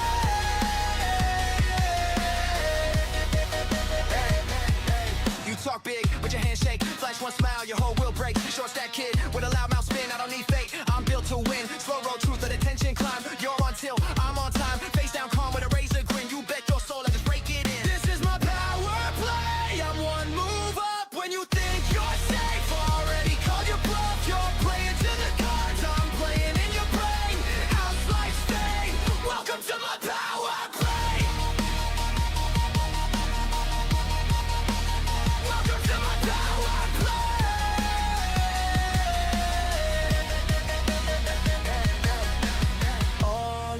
All in, hear the table sing. You see danger, I see opening.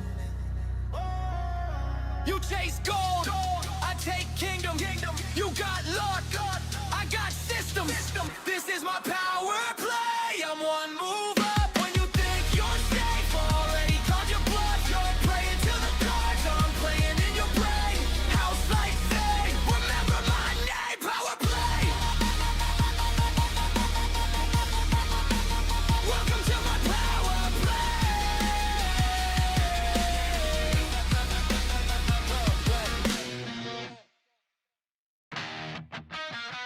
Stack chips, cut the deck, cold stare, no sweat, yeah. Walk in, eyes on green, every E-card, part of the scheme. Ring tells like I wrote the script, every bluff, got a backup twist. Heart rate flat, but the stakes insane. I'm counting odds, you're counting pain. You chase luck, I track patterns, you see clouds, I move weather. This is my power play. I'm one move up when you think you're safe. Already called your bluff, you're praying to the cards I'm playing in your brain. House like fate, welcome to my power play. Welcome to my power play.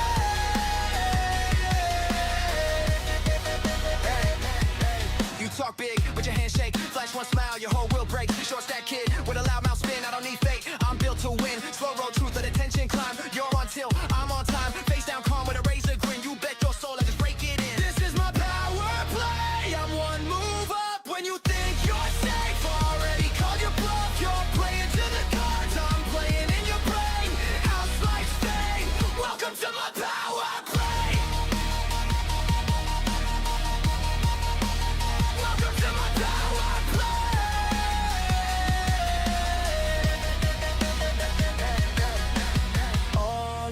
All in, hear the table sing.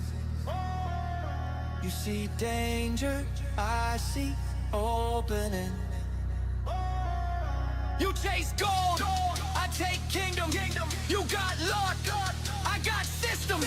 This is my power play. I'm one move up when you think you're safe. Already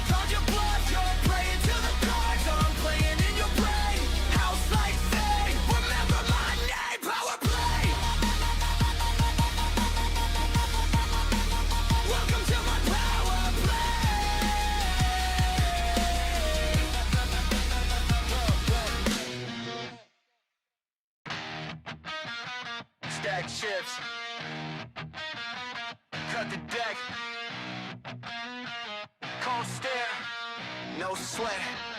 Yeah, walk in, eyes on green, every E-card, part of the scheme. Ring tells like I wrote the script, every bluff, got a backup twist. Heart rate flat, but the stakes insane. I'm counting odds, you're counting pain. You chase luck, I track patterns, you see clouds, I move weather. This is my power play, I'm one move up when you think you're safe. Already called your bluff, you're praying to the cards I'm playing in your brain. House like fate, welcome to my power play. Ladies and gentlemen, welcome back to Lethal Lottery Power Play here at the Empire Arena. For the Establishment Wrestling, Mr. McKinnon, how did you enjoy your intermission? I mean, you know, I'm just out here making sure that the gloves are intact, you know, everyone's favorite gloves. And, you know, just getting ready for the rest of this night here tonight. And we got the awesome music I was talking about earlier playing again. So let's kick it to our wonderful ring announcer, Miss Delar Roa. It's been a crazy night so far. The first half of the show was action-packed, fights galore. But now it's time to see what the second half of our show has in store. We already know one match we're going to have, and I'm guessing we're going to be going right to that here.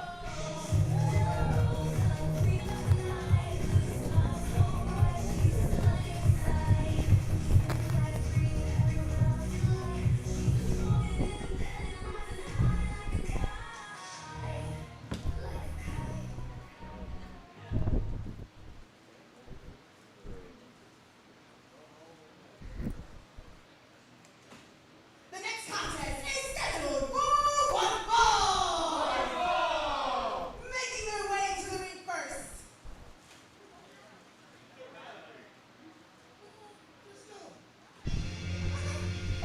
What? What? Wait a minute. I know What? that music. No way. What? What? Oh, man.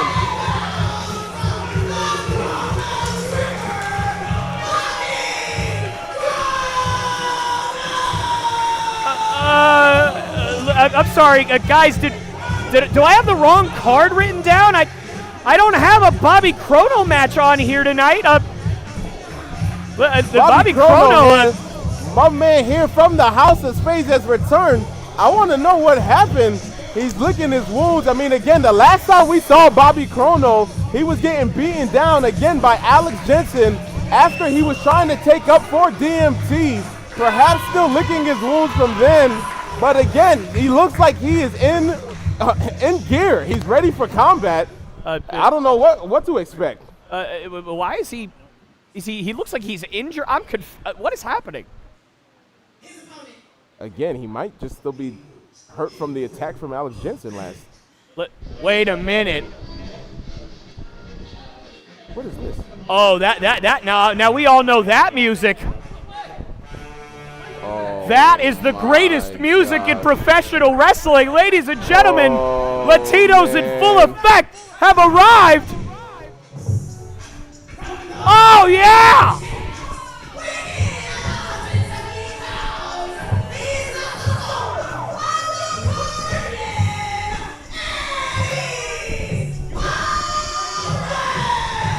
I see you feeling Mi hermano, Aries Perez has arrived. What's up, baby? Let's go.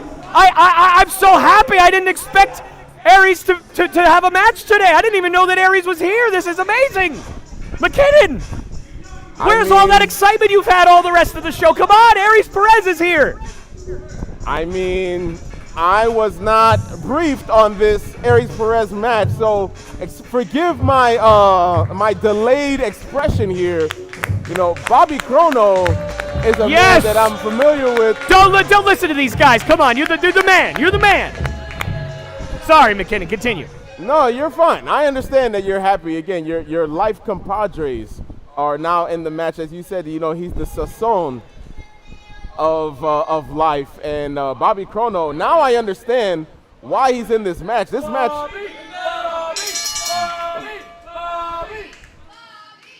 Chrono Trigger has a bone to pick with life. Again, this guy, he came out high, but he is all business here. And Bobby Crono, listen, I've known Bobby Crono for a long, long time. I'm not exactly the biggest fan of this guy right now, but I mean, Aries Perez, I mean, is this really the best idea? Especially if Bobby Crono, I mean, he came out here holding his stomach, did he not? He came out here looking like he wasn't 100%. Aries Perez is difficult enough to defeat when he is at when you are at 100%. What about when you're not? Listen, all I know is that Bobby Crono is one half of an amazing tag team, the House of Spades, and those guys never say die, they don't quit. And I know, we talked about this a few weeks ago, sometimes that backbone and sometimes that heart gets you beat up, it gets you beat down, but Bobby Crono doesn't know any other speed. Bobby Crono, again, former tag team champions here in the establishment, and they had the titles for a while until life robbed them of it. So again, Bobby Crono out here full of piss and vinegar, ready to get some revenge on the group. And again, the disrespect, Aries Perez slapping Bobby in the face. He's not going to let that go easy. All right, McKinnon, let's take a deep breath here, okay? How do we know that Aries Perez is intentionally trying to disrespect? And are you going to say something about the fact that Bobby Crono just slapped Aries Perez not once but twice? Is it the same disrespect in that way, or are you just going to only say that what Aries Perez does is disrespectful? I think you might have forgotten what the definition of a receipt is, and Bobby Crono was only He slapped him twice. After Perez slapped him first. Watch the match. There we go here. Deep arm drag from Bobby Crono here. Hip toss from Bobby Crono to Aries Perez, the sazon of life. Bobby with that single leg drop kick in the corner here, going for that back suplex. Oh my goodness, into a backbreaker cover here with the count. Kick out at 2 from Perez. And Aries, very smart, getting himself out of the ring after Bobby Crono was getting some momentum there, and interested to see how Aries is going to now adapt his strategy. He may be the very best in the world at adapting strategy. And oh my God, here comes Bobby Crono! Oh my gosh, Bobby Crono with a suicide dive to Aries Perez. Man, Bobby Crono again with a bone to pick from life. Life made House of Spades life a living hell, and Bobby Crono is here coming out for blood, slapping his chest again. As you see, he has an axe to grind. Oh my gosh. Oh, how smart was that? Come on, that was beautiful. Bobby Crono getting the wind knocked out of him. Those in his nether regions had the middle rope kicked out from underneath him. And Aries Perez now choking the life out of Bobby Crono, making him pay for everything that was done at the start of this matchup here. Aries has fully taken over, and again, I said this at the top. There are very few people who are as good in the business, if not nobody as good in the business at adapting their strategy as Aries Perez. We saw it last week as he soundly defeated Lunar Lopez, and now this week he is on top here against Bobby Crono. Man, with that nasty hot shot again, flinging Bobby Crono's neck into that bottom rope. This crowd trying to will Bobby Crono back into the fight. Bobby Crono swinging, fighting for his life, fighting from underneath there. But Aries Perez again with a knee to the gut, clubbing Bobby to the back. Again, Bobby Crono not at 100% here in this match at all. And Aries Perez again now trying to take all the life, no pun intended, out of Bobby Crono, choking him under that bottom rope. I'm just glad that at the very least, Mr. McKinnon, you are giving Aries Perez a little bit of credit. My guy, yes, let me see it. Shh. Oh, yeah. Oh, fantastic. Listen, I try my best. Perfecto, mi hermano, perfecto. I try my best to be unbiased at this commentary booth. Life. Oh, my gosh. Bobby Crono taking a devastating shot. Bobby Crono blocking that chop here, returning with his own knife edge chop to Aries Perez. Aries Perez licking his wounds, going into the corner, excuse me, not Crono, Bobby Crono again, chopping him. Look like he's taking him around the world here, chopping him at every single corner. Come on, Aries. Oh my gosh, with 2 hands that time. Perez is gonna need some of that sazon for that taco meat that's getting slapped off his chest right now. As he's raking the eyes now of Bobby Crono. Again, every time Bobby gets some momentum, Aries Perez will do whatever he needs to do to take advantage and build momentum here in this matchup. Again, this guy, there's nobody better. There's nobody better. Hang on, I got it. Oh my God. Oh my wow. goodness. That is, look at that. That's an 85-yarder. That's right, baby. It's good. Es bueno. Es bueno. Cover. Will he get it? Nope. Bobby It's all right. Crono, Hey, you got it, baby. You got it. Bobby Crono again with a kick out at 2 after taking a stiff kick to the spine from Aries Perez.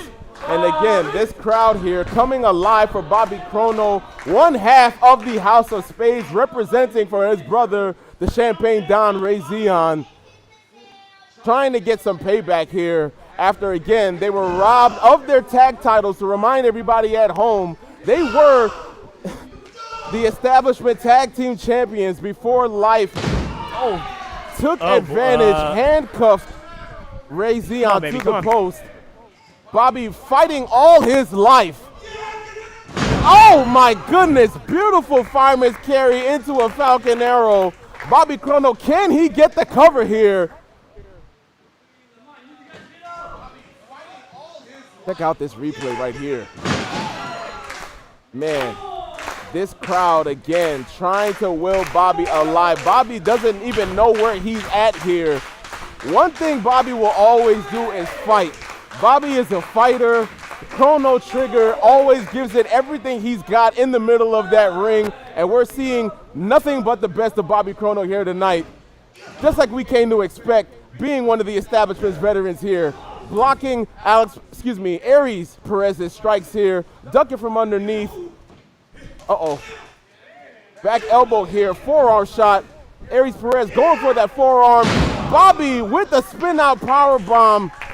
Hey, McKinnon, you do know you have a broadcast partner over here that hasn't talked in 3 minutes because you won't shut up about Bobby Crono. Aries, come on, baby, let's go. Oh, my goodness. Elbow drop from the top. Kick out at 2. And again, that goes back to the toughness, the durability of the Saison of the Caribbean. Aries Perez is as tough as they come. We saw it last week against Lunar Lopez, and we're seeing it now against Bobby Crono. I mean, I would say to forgive me for being excited, but nobody stops you from being excited when you are, doing everything that you can for life. And that's Bobby, because I have a whole army of Boricuas that'll happily defend me. Whereas, unfortunately, I have looked around and you have 0 Boricuas helping you. Well, you know what? Kick out at 2 from Bobby Crono. Again, Aries Perez taking every advantage that he can. And while you may have the army of Boricuas around you, hey, Bobby Aries Crono, just said Aries just said this thing's over. That's what Aries just said. He's letting the world know that you do not step to the Saison without repercussions. Wait, hang on. Aries Perez trying to take advantage of Bobby Crono with a butterfly. Oh my God! My God! No! Aries, Butterfly kick out Aries! DDT. Oh, he got it! Hey, the rope, he got it! By the hair of his chinny chin. Aries Perez barely grazing that bottom rope, forcing the rope break. Oh my gosh. Bobby Crono going for it looks like a package pile driver, his signature package pile driver. But Perez, close only counts in horseshoes and hand grenades, McKinnon. Aries Perez is still in this thing. Oh man! Oh my God! Gosh! A low blow, forearm shot.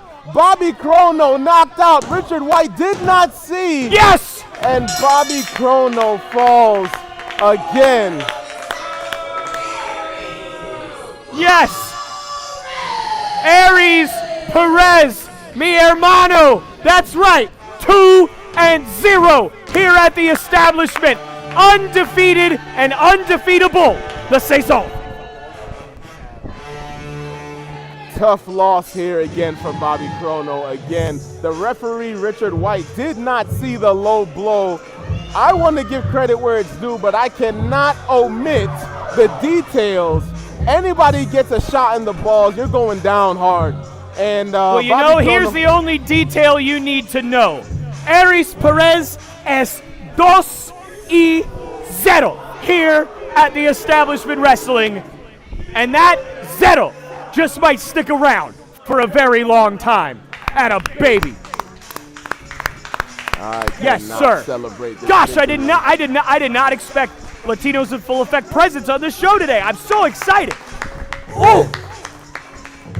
Gosh, you know, and Bobby Crono steps up to the plate and loses again. There's also that too, but hey, that's okay. We won't talk about that one.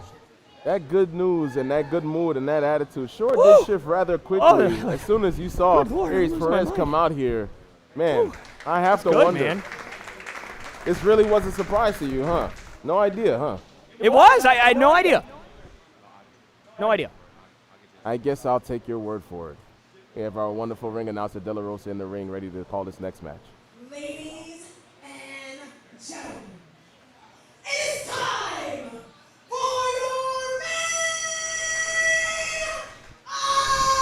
event! Your main event is a tag team match, and it will determine your #1 contenders to the anti-establishment tag team championship!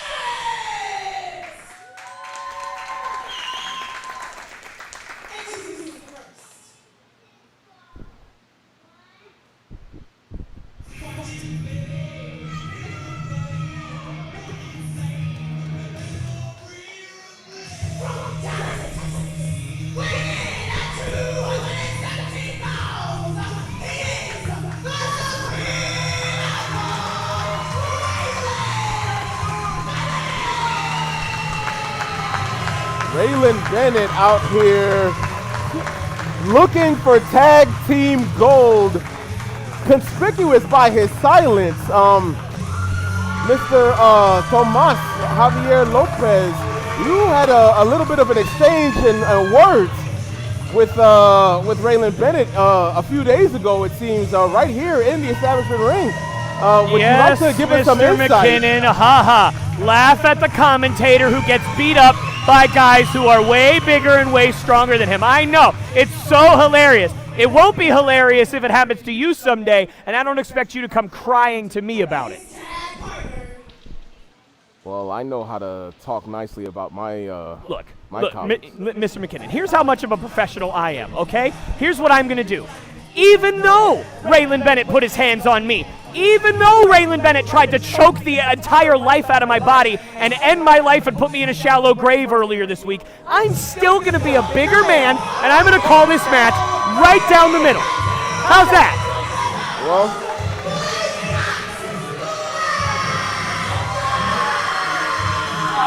that remains to be seen.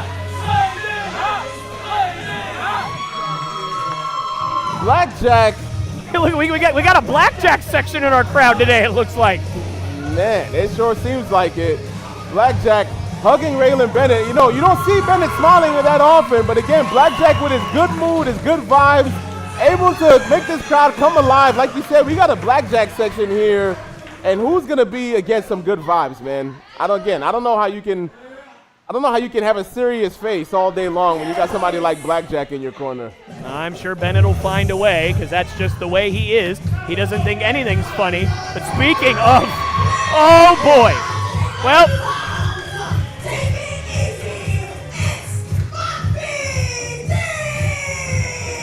Well, Mr. McKinnon, here comes my worst nightmare. One half of the gyration station, Poppy D, has arrived at Lethal Lottery Power Play. If you saw last week, they were very impressive. I grant you that. But my God, with the gyrating and the push-ups and the pingy, the pineapple, somebody help me! Man, and it looks like he's going for some of that Jake juice. I'm sorry, Mr. McKinnon. I said I would call this down the middle. Poppy D, to a certain demographic of audience, I'm sure is quite fun. So he has that going for him, I suppose. I See, I said something nice. You did. You tried your best. And, again, Poppy D here trying to offer Jake juice to his opponents. And what is even in Jake juice? Can somebody please explain that to me? I mean, hang on, wait. Let me look up the ingredients real quick.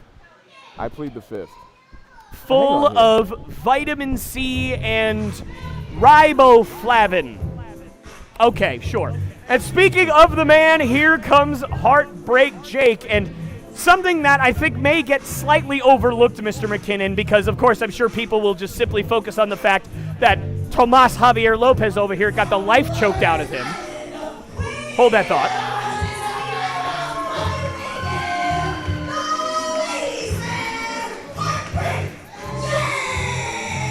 One thing that may get overlooked about that whole situation was Heartbreak Jake made an excellent point. Heartbreak Jake has as much of a personal vendetta against Latinos in full effect as anybody on the roster, including Raylan Bennett. And I know Raylan says that it's personal for him, and it may very well be, even if it's not personal for Latinos in full effect. But for Heartbreak Jake, he was embarrassed. His brothers were embarrassed. He and his brothers were fired by Latinos in full effect.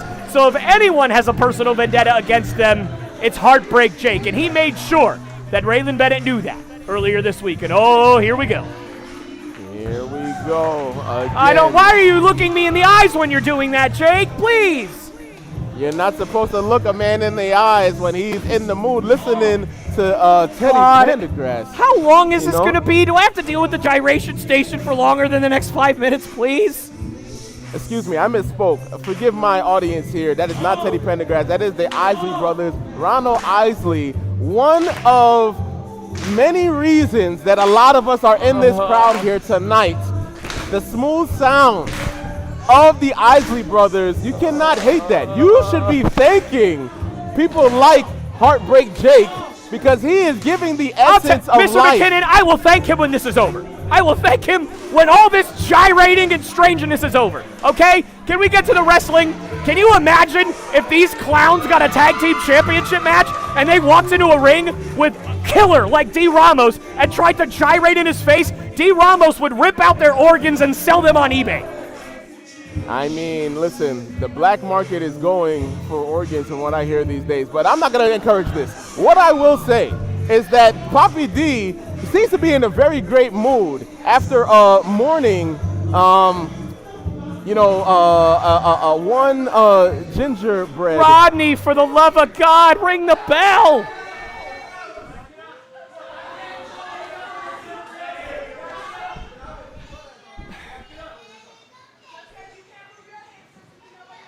I can move my hips. I'm married. I move them every night, forward and backwards, unlike what you've had for the last 5 years. Oh, man. Uh-oh. Looks like Charlie's out here, the owner of the establishment. So stop. So how's it feel knowing that you're looking at possible new tag team champions, buddy? Charlie, I don't have anything to say to you, man. Get the hell out of here. Good. Put the microphone down. Put the mic down and then pick it back up like everybody else does. That's great. Yeah, exactly. You never had anything to say to me. Tonight, it's going to be funny on your part. I hope and pray to God life is in the building next month when they lose their titles. I'll be the first one in that ring. Congratulations to the winners. Not you.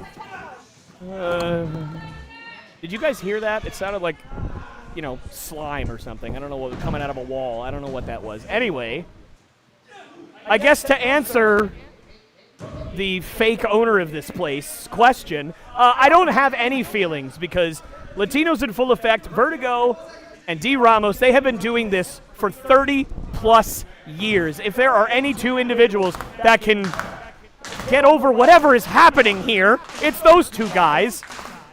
But, look, I'll say this. McKinnon, I told you I was going to call this thing right down the middle. All four of these individuals are four of the best athletes in the state of Florida. I will give you that. But, when you have this stuff going on, how can I possibly take it seriously? I mean, you take it serious because these guys are in a ring, so regardless of their antics. Oh, God. For once, can you just keep them on? Man. And he's smothering Blackjack in his pineapple juice soaked pants. Cover here. Kick out at 2 from Blackjack. Poppy D tagging in Heartbreak Jake. Referee Rodney trying to get that the Jamba Juice pants out of the ring here. Heartbreak Jake running the ropes here. Jumping elbow drop to Blackjack. And for all of the antics, for all of the shenanigans, these guys are taking it to Blackjack. Multiple elbow drops from both men. Listen, I'm not a rules guy necessarily, but I'm pretty sure you're supposed to only have a 5 count for both guys in the ring. Is Rodney just going to let them do whatever they want? 2 count here, kick out at 2. Again, the matches are referee's discretion, and again, like you said, you may not be much of a rules guy, so I wouldn't be doing too much complaining as Poppy D and Jake St. Patrick here are doing That's Heartbreak everything Jake. Jake St. Patrick is not here. If you're going to talk about the match, please get it right. That's all I ask. I have been very good to you today, Mr. McKinnon. Please don't make me lose my mind.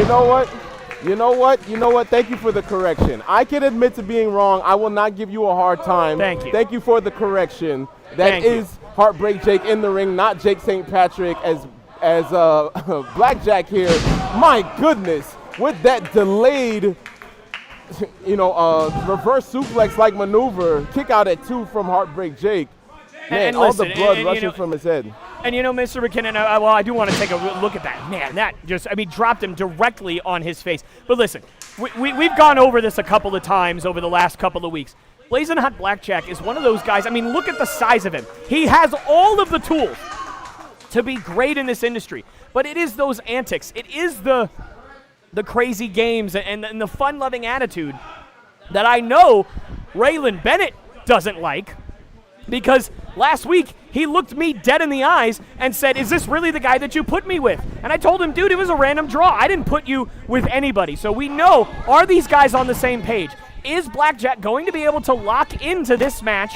And if, by some grace of God, they were able to win this match, when they end up facing Latinos in full effect for the tag titles, will he be able to lock in then? And then on the flip side, Poppy D and Heartbreak, they are all fun and games. Are these guys going to be able to lock in? They've got to get serious because Latinos in full effect, if these guys don't lock in, they'll be... Did I just see Raylan Bennett? Did I see Raylan Bennett gyrate? Curtis McKinnon, please, for the love of God, tell me I did not just see that. You did. Oh, what the hell is happening here? Oh, okay. All right. So, with that being said... Nightmares, I'm having nightmares. Okay. Okay, so we did have Raylan Bennett gyrating here. Oh! And God, Raylan Bennett with a double clothesline, taking all of the fun out of the match. Back to serious business here, making these guys wake up because it's not all fun and games. It's all business here. We have a #1 contender tag team championship match happening right here in the middle of the ring in this main event. It is not about fun and games. It is all about business, so I will give you that.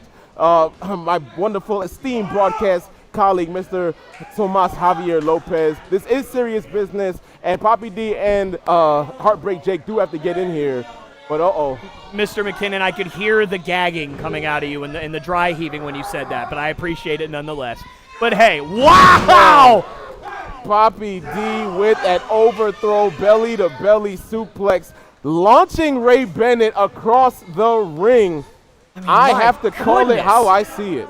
My goodness. Listen, everything I said about Blackjack, you could say the same thing about Poppy D. A fantastic athlete and a guy who could do just about anything you want in the wrestling ring if he just stopped doing that every once in a while. A delayed gyrating suplex. The first time I've seen that calling the matches in this ring in my career. Kick out at 2. How embarrassing would it have been for Bennett to lose to a double gyrating delayed vertical suplex? Oh, it would have been devastating. And of course, when you have what he said to Heartbreak Jake, because listen, Heartbreak Jake helped start Raylan Bennett's career. They trained together.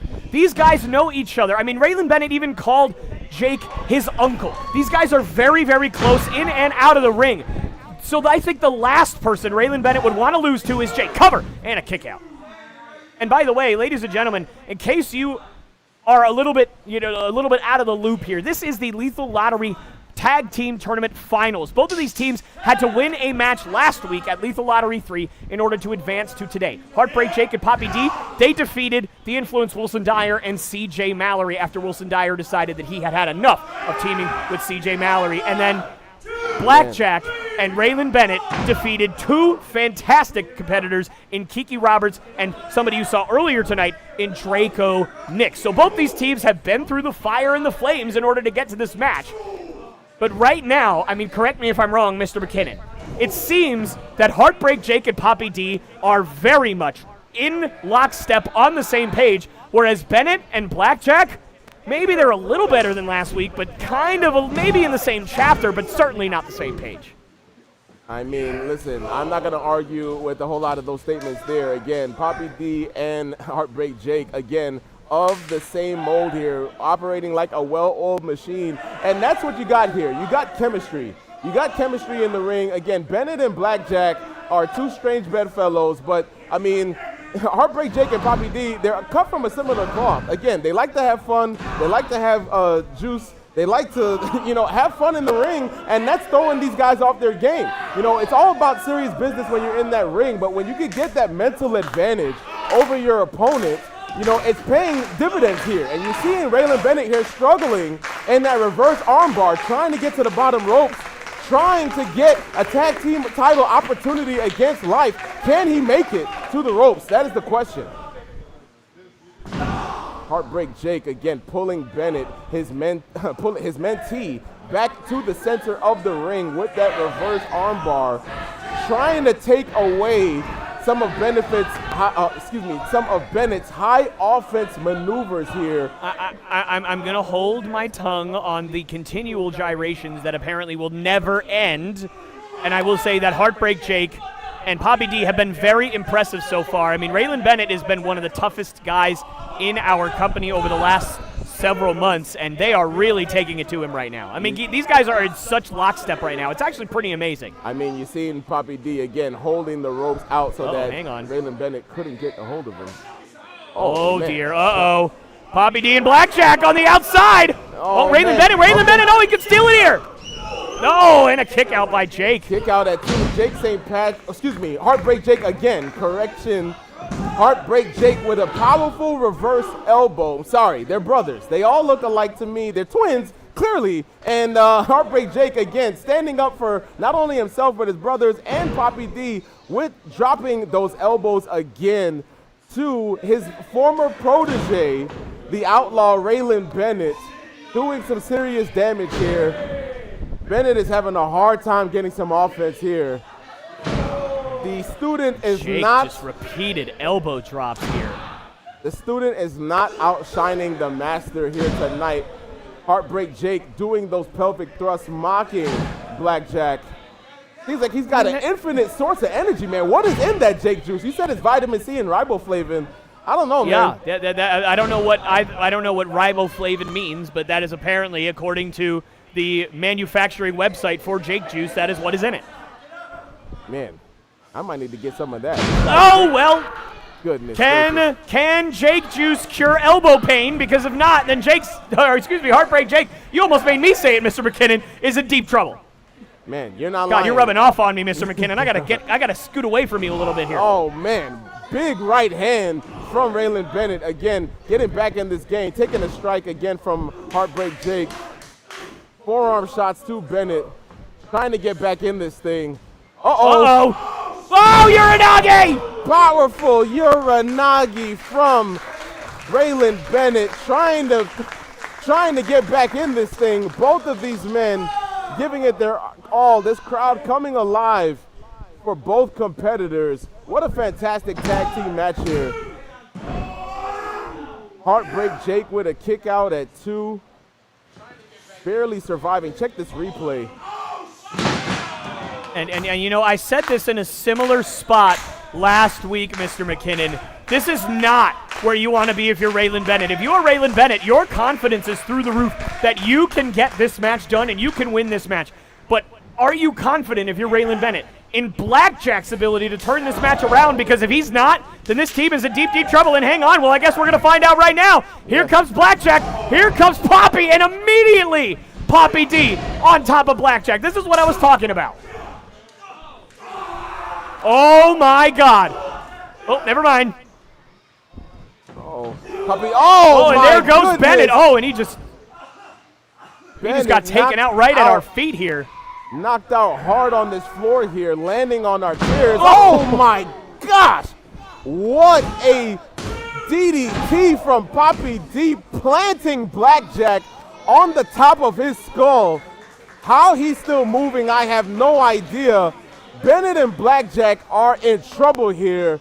Bennett can barely come alive here after getting dumped on the outside, landing on the chairs hard, and then Blackjack landing firmly on top of his head with that insane spike DDT-like maneuver.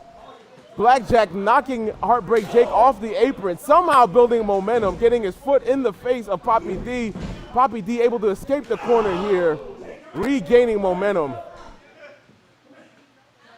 Heartbreak And Jake. listen, all of the times in all of the matches that I have called for Blazing Hot Blackjack, his durability, his toughness is never in question. But right now, he is just getting overwhelmed by Poppy D and Heartbreak Jake. Double super kick to the face, double reverse flapjack, and Blackjack kicking out on his own, not even needing Raylan Bennett. For everything you've been saying that about durability, Blackjack, I'm telling you, Mr. McKinnon, this kid's got all the tools, but he has to lock in. He has to be able to make it through this onslaught. I know you had concerns about Blackjack earlier, especially considering last week, but Blackjack proved himself last week, coming through in the clutch for Bennett. And as you see him here, finally getting the tag to Bennett after countering Poppy D. Irish whip from Bennett to Blackjack into the ring to Poppy D, going for a side, a side These two slam behemoths. elbow drop. Combination here. Rodney going for that 3 count, excuse me. I'm a little bit out of breath here calling all this action. And Bennett was not able to get the job done. And referee Rodney take a breath, Mr. McKinnon. Let me take over for just a second, because these two behemoths, Raylan Bennett, Blazing Hot Blackjack, that was really the first time we've seen these two guys work together in lockstep, and even I have to admit, and again, I'm doing my best, I really am. If these two guys are on the same page and they're both locked in, they are as dangerous of two individuals as you're going to find. They really are. And Bennett here going here we go. For the old school, paying homage to the Texas legend. Once again, the Texas native going for that cover. Poppy D getting his right leg under that bottom rope. Again, great ring awareness from Poppy D here in this matchup. Also, a little bit of a mistake there from Raylan Bennett. If he'd have hooked the legs a little tighter, Poppy wouldn't have been able to get that outside foot on the ropes, but it didn't happen. And setting this up, we all know what's coming here. Raylan Bennett, a couple of kicks. He's going to look for that apron leg drop.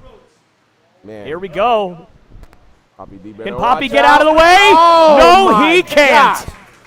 The air that Bennett gets on that leg drop is a sight to behold. Poppy D has not moved since getting draped across that.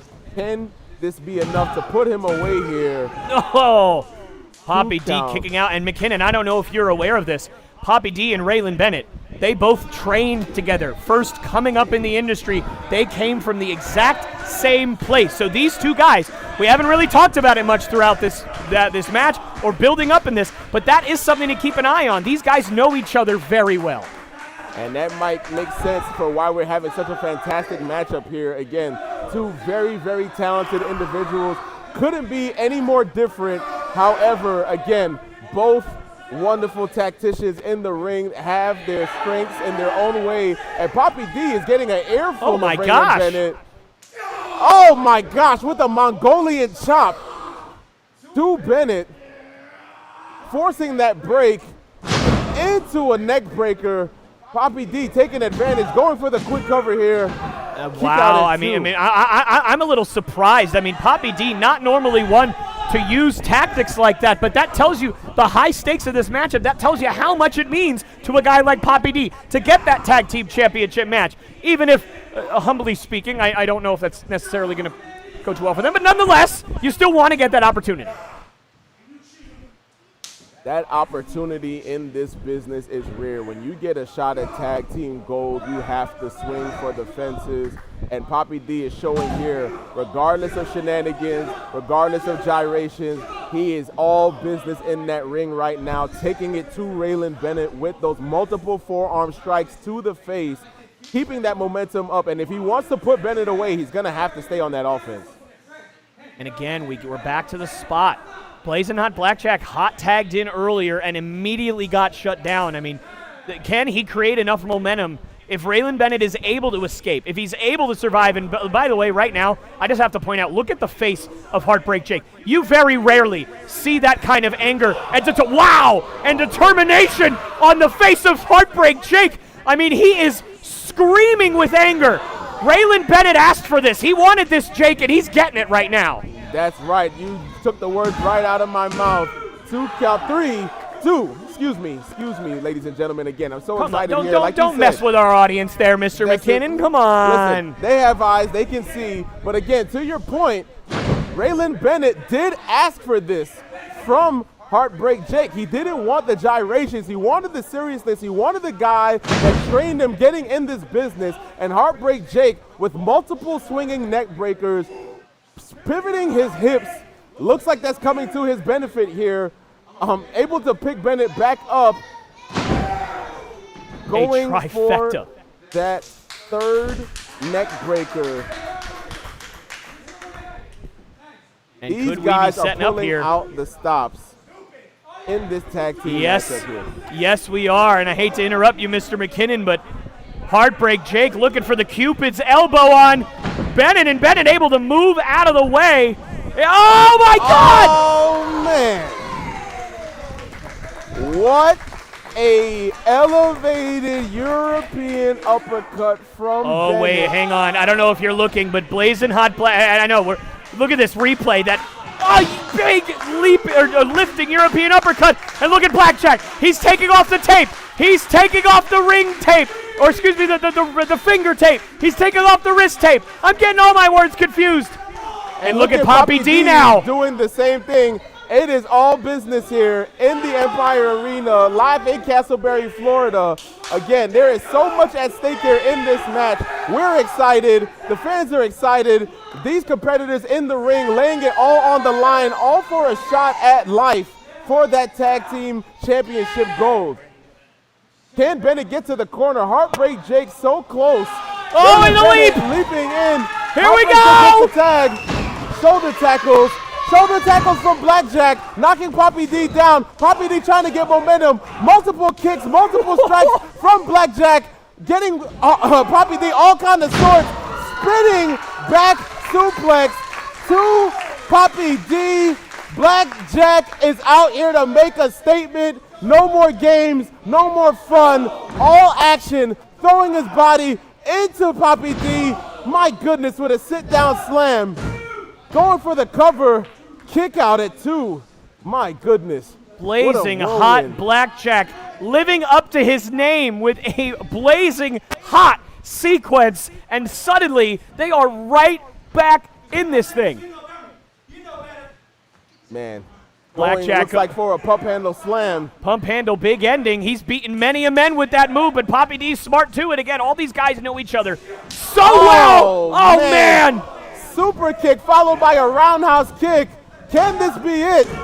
Oh, and Poppy, he had his back turned. If he was able to see Raylan Bennett coming, he may have been able to stop it. And listen to this crowd, the appreciation of these 4 outstanding athletes giving us everything they have, and yet somehow, Mr. McKinnon, this match is still going, and they have to find a way to give us more. Man, again, rightfully speaking, this is awesome chance for prime-time athletes in the ring, with it all being on the line, leaving it all in the ring, leaving nothing to chance here. My goodness, I know I said that triple threat matches were my favorite at the top of this card, but this tag team match, man, has been nothing short of a blockbuster. And my goodness, you see, Heartbreak Jake can't even stand on his feet, sitting on the back of Blackjack while Raylan Bennett is taking liberties with his jaw. I am foundationally built out of questions as to what that combination was, and there goes Heartbreak Jake. Oh my God, here goes Poppy D, and there goes Poppy now. Raylan Bennett cleaning house, and oh no. Somebody warn Bobby Crono. His light's about to get some action here. Uh-oh. Man, Raylan Bennett smartly clotheslining these guys over the top. Oh my God, Blackjack! Oh my goodness! Blackjack, for his size, taking out both of his competitors. And he did not take out the lights, but he definitely took the lights out of his opponents here in Heartbreak Jake and Poppy D. Blackjack, look at this. How in the world does a man that size do that? That's incredible. And here comes Raylan Bennett. And look at Blackjack. I mean, he is struggle busting along, but I'll give Blackjack credit. We were wondering how he was going to step up in this match, and outside of a couple of times, he has stepped up big time in this one. Absolutely. Oh my gosh, the signature spine buster, spine on the pine. Oh, Jake, he kicked out at 2. I can't believe it. My goodness. Check out this spine buster one more time. Planting Heartbreak Jake in the middle of the ring, but it was not enough. What do these men have to do to put each other away here? I have no idea, McKinnon. I mean, again, Raylan Bennett, Heartbreak Jake, 2 guys that want this match more than I've seen them want any other match, maybe in their careers. Both wanting revenge against Latinos in full effect. Both trying to be on the same page with their tag team partners who haven't been here at the establishment in quite some time. But only one team, only one, can be victorious. Blackjack letting everybody know how he feels about it. Oh, no! Raylan Bennett spearing his tag team partner as Heartbreak Jake moved out of the way, throwing Bennett into his partner. Heartbreak Jake with a kick to the midsection. Is this going to be it? Going for that tornado. Oh, my goodness. Neck breaker off the top rope. Can this be it? Oh, my God. What do these men have to do? This is insane. How much are they going to have left in the tank? Are they going to even have enough for their title match with any of these two when they win next week? I don't know. I have no idea. I mean, certainly. I mean, look at this. And again, we wondered if Blackjack and Bennett were on the same page. And for a while, I would have said yes. I originally said they were in the same chapter, then on the same page. But now, I mean, obviously a huge miscommunication. And it could cost them everything. Oh my God. My goodness. It looked like Heartbreak Jake was going for a famouser. Rolling through. And again, the athleticism of Jake to be out. Another spine buster. The athleticism of Jake to be able to get out of that, but he wasn't able to get out of it that time.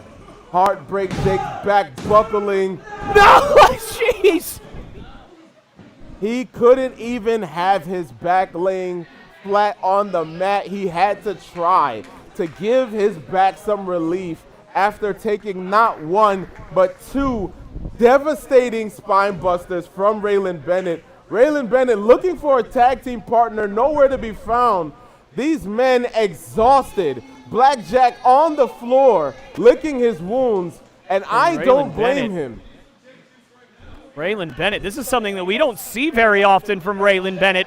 This could either be genius or catastrophe. Oh no, and yep, there's and we know which one, it's catastrophe.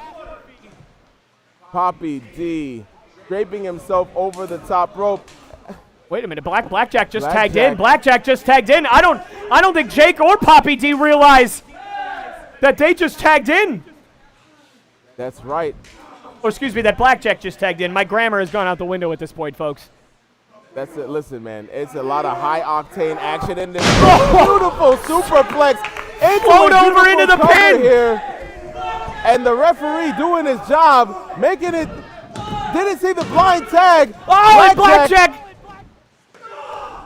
nearly took over there, nearly took that, and took advantage.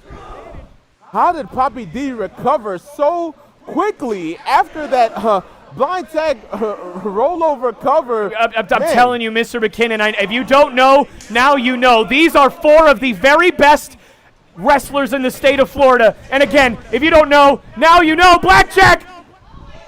Oh, he just tagged in Raylan. I don't know if Poppy or Jake know. Are they going for another sneak blind tag here? Does Jake realize what's happening? Famouser! Oh my gosh. On to Blackjack, but Jake! I don't think Jake knows! Jake trying to line him up for his wonderful top rope maneuver, but he has no idea that Blackjack is not the legal man. He's going for the Cupid's elbow. But he has zero idea. Oh my God, Raylan Bennett! Oh my gosh! With a spear out of nowhere into the cover. Raylan Bennett and Blackjack are your new #1 contenders for the Tag Team Championship.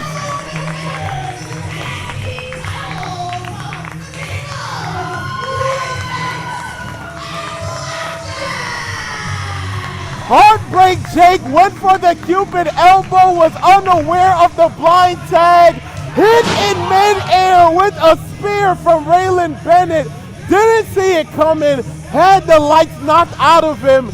This match was an instant classic for the establishment here in the Empire Arena. I don't know how these people are staying in their seats. This match was an absolute classic. And these fans here in the Empire Arena letting these awesome competitors, like you said, the best in Florida, world-class athletes right here in this ring, take nothing away from any of these 4 men. It just happens to be that Blackjack and Bennett were the better men on tonight. My God, what a main event we just witnessed. I would be hard-pressed to find a tag team match that is better anywhere on the planet than what we just saw. And now these 2 men, they seem to be on the same page. And oh, wait a minute, are we? Oh, look at Bennett go! Oh, man. Look at that. That's great.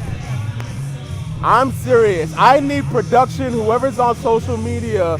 That is going to be your clip of the week of the month.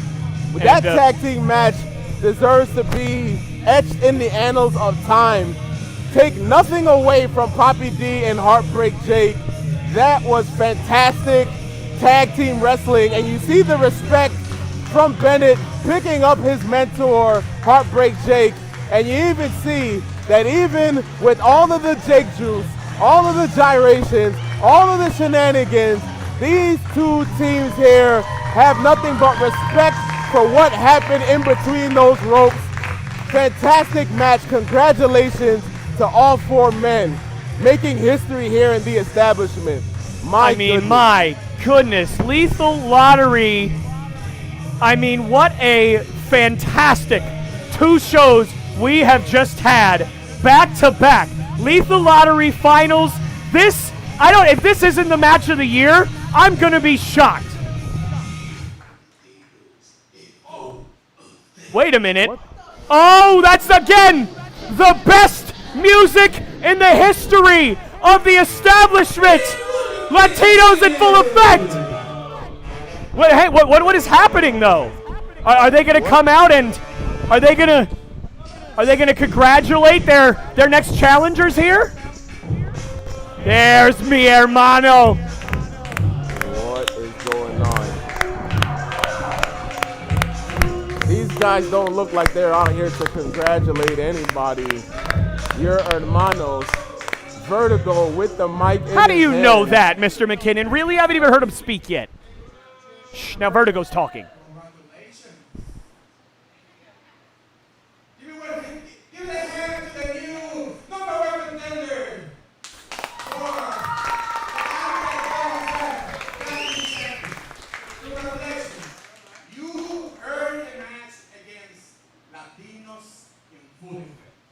They sure did. See, he congratulated them.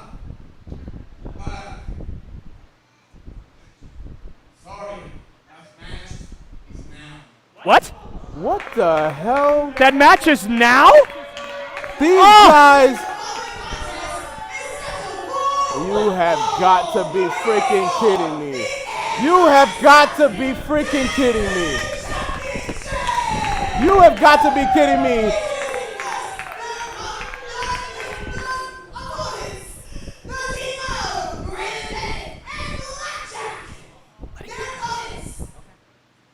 Unbelievable.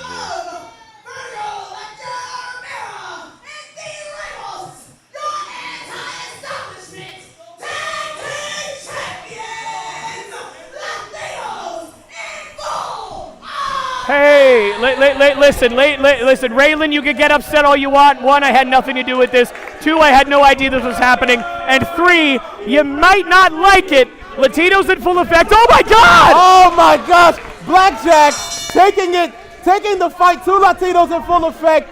As we get out of the gate here, these guys just had a tag team classic, laid it all on the line for the last 20 plus minutes, and now they have to fight a fresh Latinos in full effect for the tag team championships. How fair is this really? How is this right? More life shenanigans happening here in the establishment. This is just absolutely insane. Oh, absolutely insane. McKinnon, what are you going to do? Are you going to cry about it? Listen, Latinos in full effect. Vertigo, Ramos, Elias, Aries, that other guy. They all said that they would not interfere in the Lethal Lottery Tag Team Tournament. Can I ask you a question? Did they interfere? This is ridiculous. The answer is no. I know you don't want to be honest when it comes to life, but the answer is no. They did not interfere. It's not my fault that every single one of you guys didn't think that this was a possibility. It's not my fault that all of you, the rest of you, are dumb enough to assume that Latinos in full effect were just going to wait around and let these guys beat them. Are you kidding me? This is genius. Unbelievable. Wait around and let these guys beat them. At least I know you're showing your true colors. At least you know in a straight-up tag team match that life cannot beat Raylan Bennett and Blackjack, and clearly they're showing fear because they're stopping.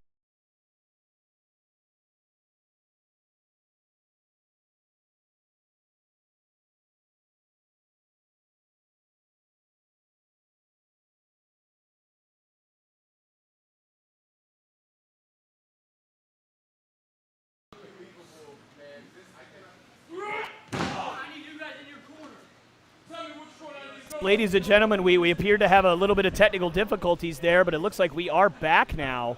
My apologies for that, but oh my goodness! Jumping leg drop on the draping vertigo again. Raylan Bennett, I have no idea how he still has fight left in him.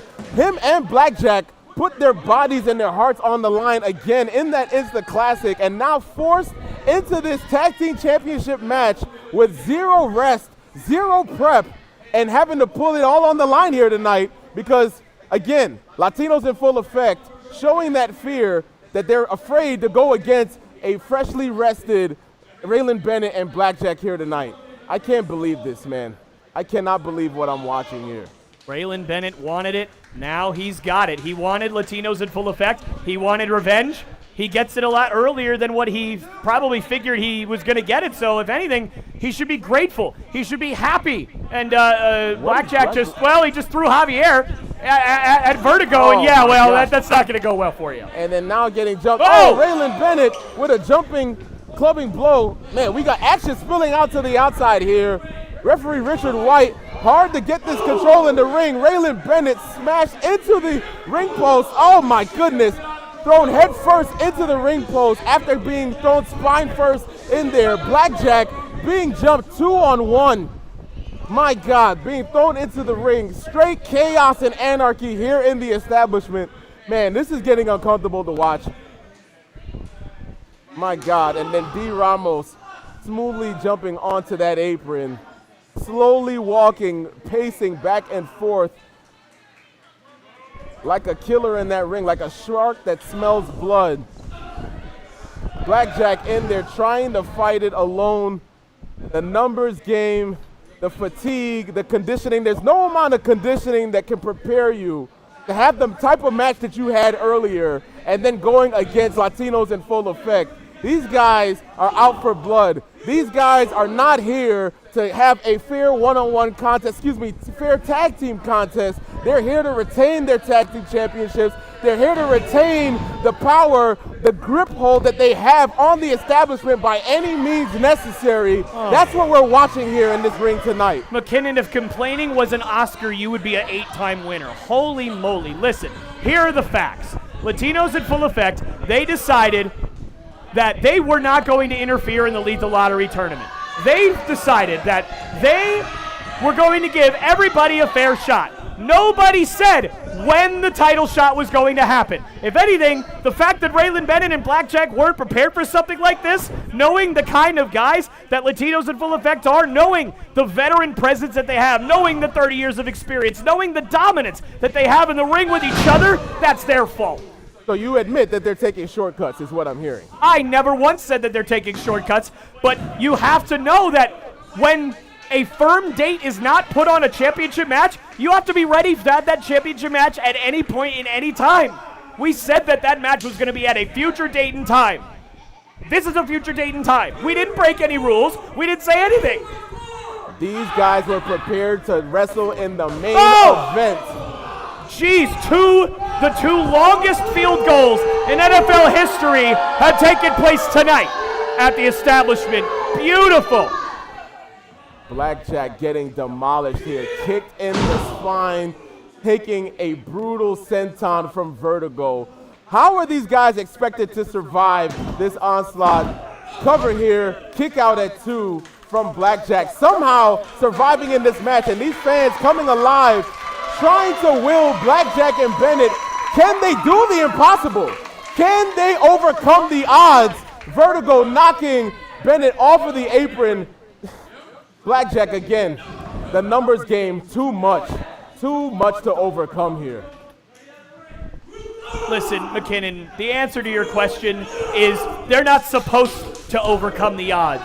They were never supposed to overcome the odds because the inevitable is this. Latinos in full effect, they run this place. They have run this place as beautifully as anybody could have possibly run this place. They're running this place into the ground. They are running this place into the ground. There's no order. It's straight chaos. Ever since Elias has become champion, this place has become a shithole. All right? Wow. And I don't like it. And I don't like it. I don't like it one bit. I don't like seeing this garbage. These people taking advantage of two hardworking men in this ring. These guys disrespect Charlie. These guys disrespect our production. And they're disrespecting tag team competition right now. Jeez, my goodness, McKinnon, somebody should get you an Emmy. I mean, that was an amazing performance. None of it matters. And when you wrap your mind around the fact that none of that matters, maybe finally you'll receive some peace in this world. Because I'm at peace with Latinos in full effect. I am at peace with the fact that these guys are the most dominant tag team in the history of this company. And until you figure that out, you can just keep on crying sour milk. Unbelievable. No wonder this guy's been in a good mood all night long. Life taking advantage as they do. As we've come to know them to do one thing. And D. Ramos putting on a sharpshooter to Blackjack after all of the damage that he's taking. One of the most brutal submissions in professional wrestling. Letting up with that rope break. Blackjack able to make it to the ropes. He can barely stand. Can barely pull himself up in this ring.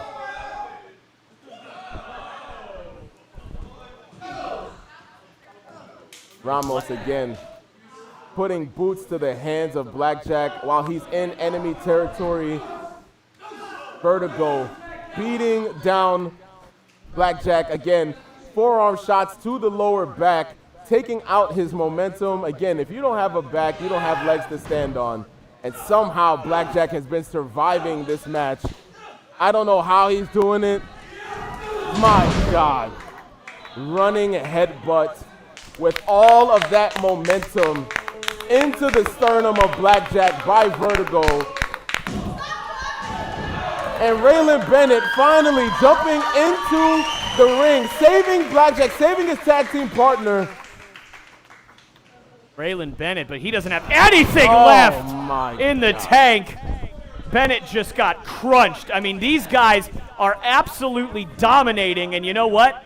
It wouldn't have been different had it been any other way, my man. I know that you probably don't believe it. You're going to hold on to this false hope that these guys would have, done whatever that you wanted, and they would have, risen to the occasion, and they would have risen up and saved the establishment. Never going to happen. Latinos in full effect. We are the establishment. Let's go, boys! Unbelievable. I'm going to be sick, man. D. Ramos with a reverse chin lock here, putting the pressure on Blackjack. I don't know how Blackjack has been surviving, but this crowd is trying to will this guy into some kind of a Herculean effort. But they can't. But they can, McKinnon, because it's impossible at this point. When is everybody going to wrap their minds around it? These guys cannot win. That remains to be seen because the referee still has to count to 3 for this thing to be officially over. And until that happens, somehow these guys are still in this tag team match, and I'm going to hold out hope for them the same way that these fans in this Empire Arena are doing. Because if they still believe, then that means that I can believe too. Blackjack doing everything in his power to try to get out of this, but Vertigo has a death grip, or I guess more adequately, a life grip on this match. Cover and not quite over yet.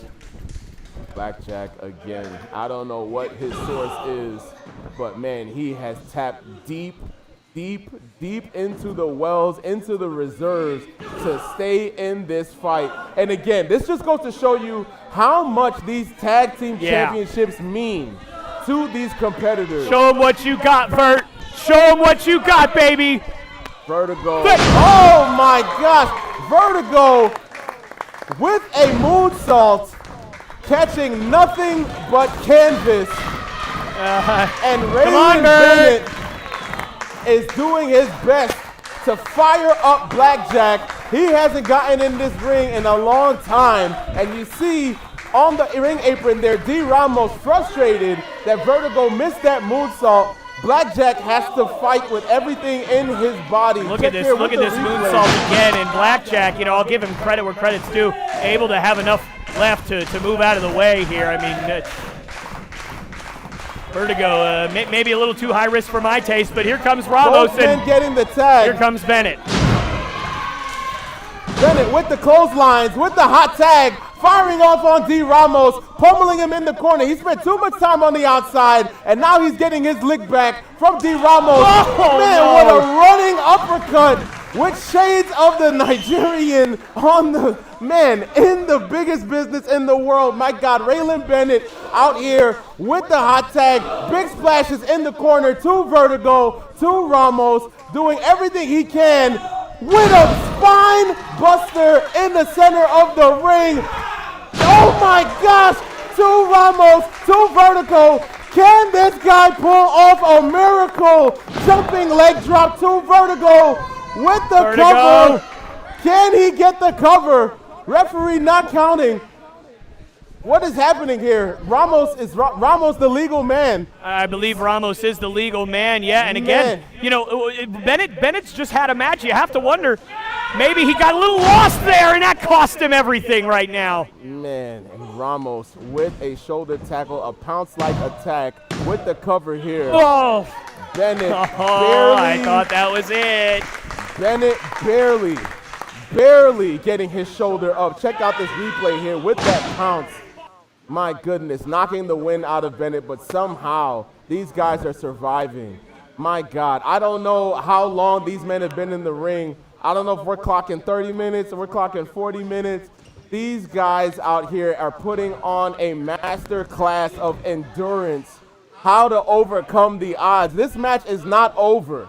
As bad as it looks. God. Guys. Raylan Bennett going for a dive. Oh my God, taking out life. Raylan Bennett putting his body and his life on the line. Again, doing everything he can to get some order back in the establishment, to get some order back into this company. He is willing to sacrifice Vamos, it all. vamos. Come on, guys. Vamos, let's go. My God. This is insane. Aries, what the hell yes. is this? Yes. The Aries Saison of the Caribbean. This match is not no disqualification. What is your Saison doing out here?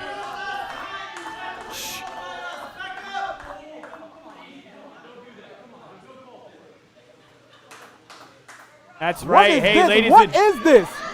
What the hell, man? That's right. Hey, the last time somebody disqualified Latinos in full effect, everyone died. The end. So I really wouldn't do that again. This Attaboy, Aries. Yes, sir. Attaboy. Will somebody get some type of order in here? Referee Richard White, afraid to call the disqualification apparently, as my broadcast colleague Tomas has been saying. Thank God. Double spine buster to Aries Perez. Blackjack and Bennett somehow, some way, are trying to get some order. My God, Vertigo with a nasty German suplex to Bennett. All the way down! Blackjack with a springboard black elbow. Get out of there, Vert! Get out of there, Vert! No! Vertigo trying to escape. Blackjack kicking Ramos, getting him to stay out of the ring. Yes! What the king hell has is arrived! This? Elias Roman, the freaking anti-establishment champion, pulling Blackjack out of the ring. The How king much more? has arrived here at the establishment. Yes, sir. How much more? Some cowards, ain't you? Cowards. Don't look at me, brother. Oh, I'm gonna look right at you right now. That's nothing, cowards. Oh God, Elias. Blackjack about to Blackjack, lose his mind. Elias, seeing him. Elias running away from Blackjack. Elias, oh my gosh! With a spear, Bennett taking out the anti-establishment champion, rightfully so. Check out this replay here. Bennett meeting him on the other don't check end. out the replay. Elias on the floor licking his wounds. These guys here, my God, Come on, Ramos. This is an all-out brawl here. It is 2-on-5 in this match. This is supposed to be a tag team match, and this guy Ramos here losing his cool, destroying this table, losing his cool on Bennett. Using this one here, my God, trying to kill freaking Raylan Bennett here. This guy has no composure. Raylan Bennett, oh my gosh, with a spear through the table. My God, what are we seeing here? Ramos, what have we are you just okay? witnessed? Raylan Bennett with a spear.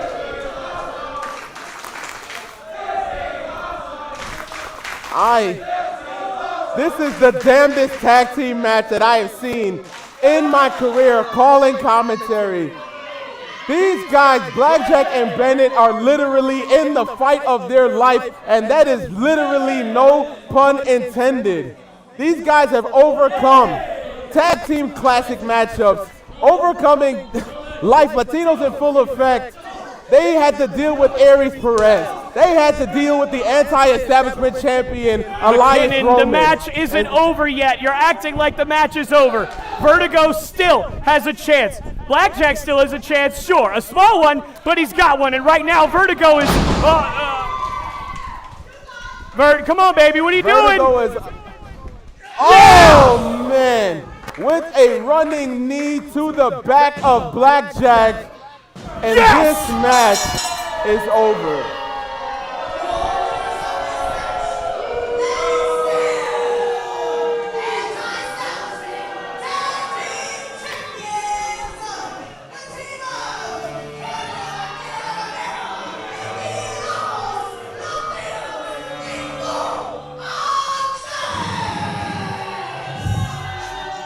Ladies and gentlemen, I present to you the inevitable, the unstoppable, the indomitable Vertigo La Cura Rivera, D. Ramos, Latinos in full effect, and still your anti-establishment tag team champions and that will never, ever change. Every week I come here and I don't think I can be any more disgusted, and the life proves me wrong every single week. Every single week, these guys find a way to stoop to new lows to keep a stronghold on the tag team division, on the championship division. Oh, here. no. Oh my gosh. I know that music. Elias, get out of here. That is Tiny Elias, Tiny. get out. Oh, God, she's got the golden ticket. And Elias, she run. has the golden ticket.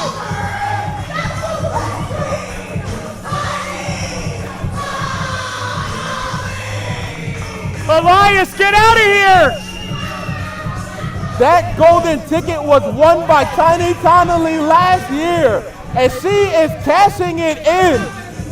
That usurps all of the rules. No matter how much the tag team champions, no matter how much Elias has a stronghold on this company, that golden ticket supersedes every single rule and order in this business, and all we need is the match to be made official here. Wait a minute. Tiny Tonally's music just hit again, and Tiny's calling somebody from the back here. Oh, no. Oh, it's Tiny Tonally's fiance, Brian Atomic. Oh my gosh! With a double Get stomp. your grubby hands off my king! He didn't put his hands on your king. He put his feet in the chest. Oh, shut up, McKinnon. You know what I meant. And it looks like we're going to get a cash in here for the tag team championships. Is this happening? Wait a minute. Can you do that?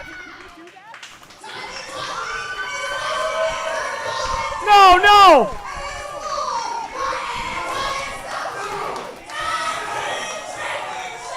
Let's go. Hey. Let's go. Yeah. What Attaboy, the Vertigo. hell? Yes, sir. Yes. Atta baby. No ref, no match. That's right. No ref, no match. Senior official Rodney in this ring. Vertigo.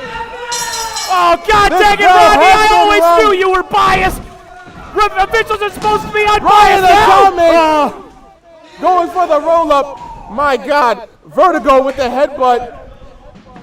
Didn't see the blind tag there. Tiny Tonally gets it. Brian Atomic with a kick to the back of the head. Tiny Tonally God, no.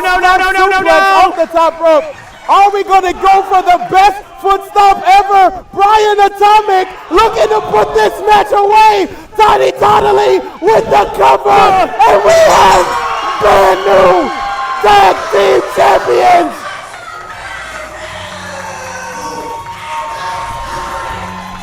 God.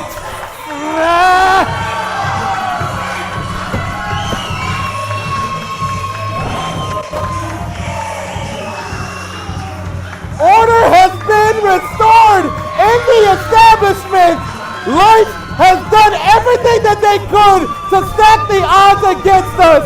They had tag team match, gauntlet match, crowbars, interference, everything that they could do to keep the tag team titles away from somebody from fair competition and kill.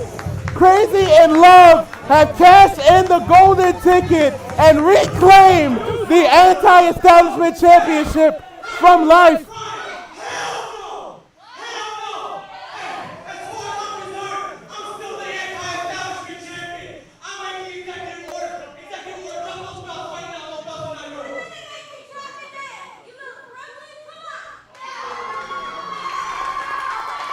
They won those titles fair and square. Oh my God, how sick can you get? How sick can you get? Somebody ring the damn bell. This is out of order. Vertigo putting his hands, running into Tiny Tonally. Unbelievable.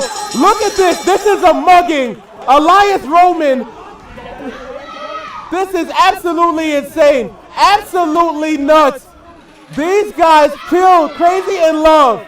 successfully defeated Life in a fair tag team match, cashing in that golden ticket, and Life cannot take a L. Life doesn't know how to play by the rules. All Life knows how to do is take advantage, and thank God, Raylan Bennett,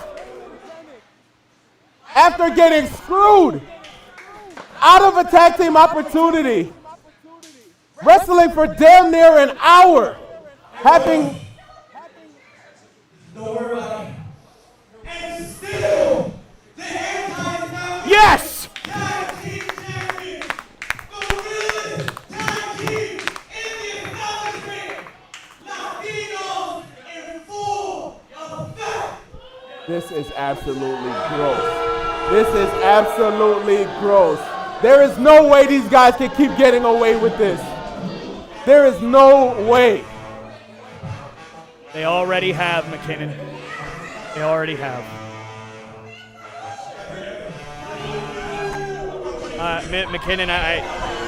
McKinnon, I don't know what to say. You don't have to say anything. These are your boys. These are your hermanos, your sazons, right? You like this. You enjoyed this. I want your bitches to listen real good. You see, you thought just because y'all screwed us, there's some hope. It ain't. Now see, Tiny and Ryan, they're some real dogs. But see, y'all came out here, we got a little bitch ass shit. Raylan Bennett fed up, rightfully so. Since I'm so bad, I got something for you. June 6th, bring each and every one of Latinos full effect. I got something for them. All right? You got something for me? You got something for me? How dare you? How dare you? Hey, June 6th, you can't survive life. June 6th, you don't know what the hell life is, because we are life. Hey, let me tell you something. Hey, somebody touch me this ring, I'll find their ass right now. Hey, listen to me real clear. Listen to me real clear. I'm going to give you some June 6th. If you win, these little dogs, they can have their tag match. If you win June 6th, June 13th, your ass is mine.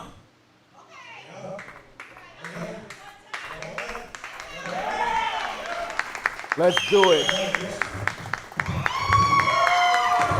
Raylan Bennett laying down the gauntlet, challenging Life.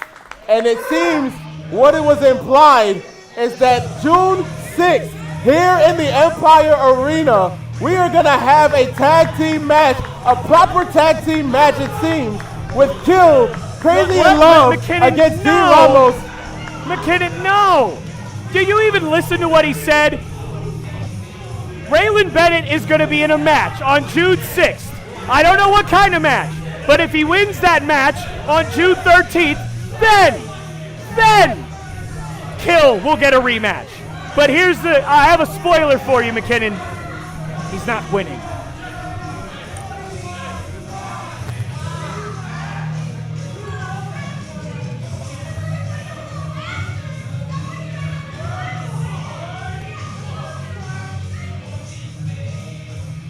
Unbelievable here.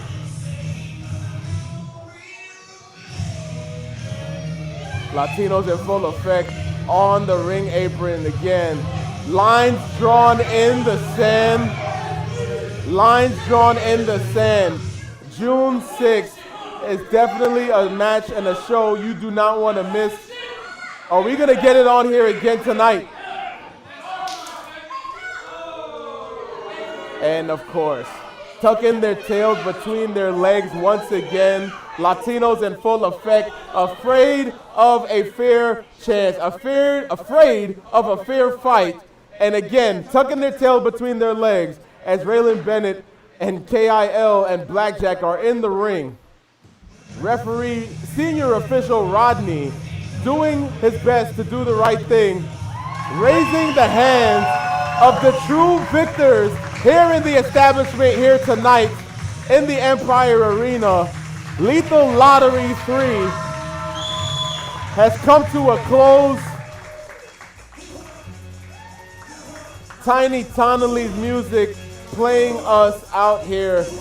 Man, KIL doing everything they can. Again, everybody has a bone to pick with life, including KIL. And this must have been what Delar Roa meant in her segment earlier when she confronted Mr. Tomas Javier Lopez, when she said that she was going to bring somebody to take the titles off of life. And now we know what she meant.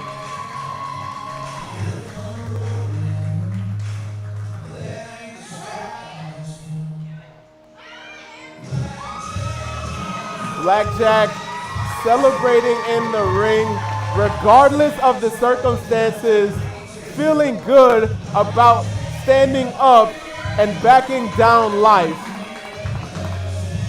And even Raylan Bennett is here, taking some moves, loosening up a little bit with Blackjack. There may be a ray of sunshine after all in the establishment. We've seen some dark days these last few months here in the Empire Arena, but there seems to be a ray of sunshine, a ray of hope that is glimmering June 6th. Right here in the Empire Arena, we are going to have a match between Raylan Bennett and the anti-establishment champion, Elias AK-47 Roman. Ladies and gentlemen, that is all we have for you tonight. Join us on June 6th to see how all of this is going to end. But I guarantee you, life should watch out. I'm Delar Roa. Good night. Ladies and gentlemen, what an insane night here in the establishment at the Empire Arena. I'm out of breath. We had insane tag team action. We had insane triple threat match. No words that I give can describe the chaos that we saw here tonight. We saw two fantastic tag team matches. We saw Life run roughshod like they usually do, running off like some cowards. And then now Raylan Bennett laid down the challenge to bring all the members of Life here at the establishment June 6th. It is a show you're not going to want to miss, because if Raylan Bennett wins, he is going to have a one-on-one shot at the Anti-Establishment Championship June 13th here at the establishment, here at the Empire Arena. Ladies and gentlemen, it's been a pleasure calling this action, calling this matchups. I thank you so much. My colleague here is gone, tucked his tail between his legs, but it has been an absolute honor and pleasure to serve you here. Again, I am your host with the most, your artist working the hardest, Mr. McKinnon, I'm always winning, and y'all have a beautiful day, a beautiful week. Happy Mother's Day to all the mothers out there tomorrow. We will see you guys next month. Make sure that you get home safe and tell your mother you love them.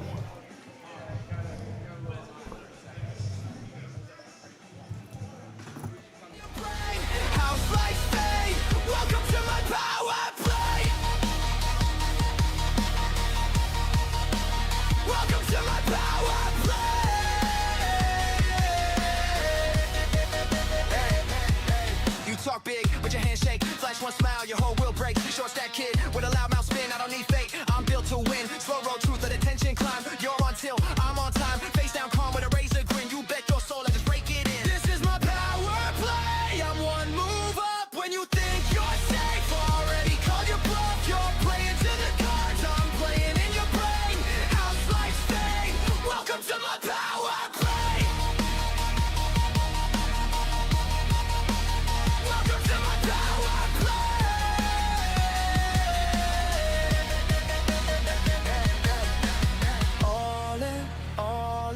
Hear the table sing. You see danger, I see opening. You chase gold, I take kingdom. You got luck, I got system. This is my power play. I'm one move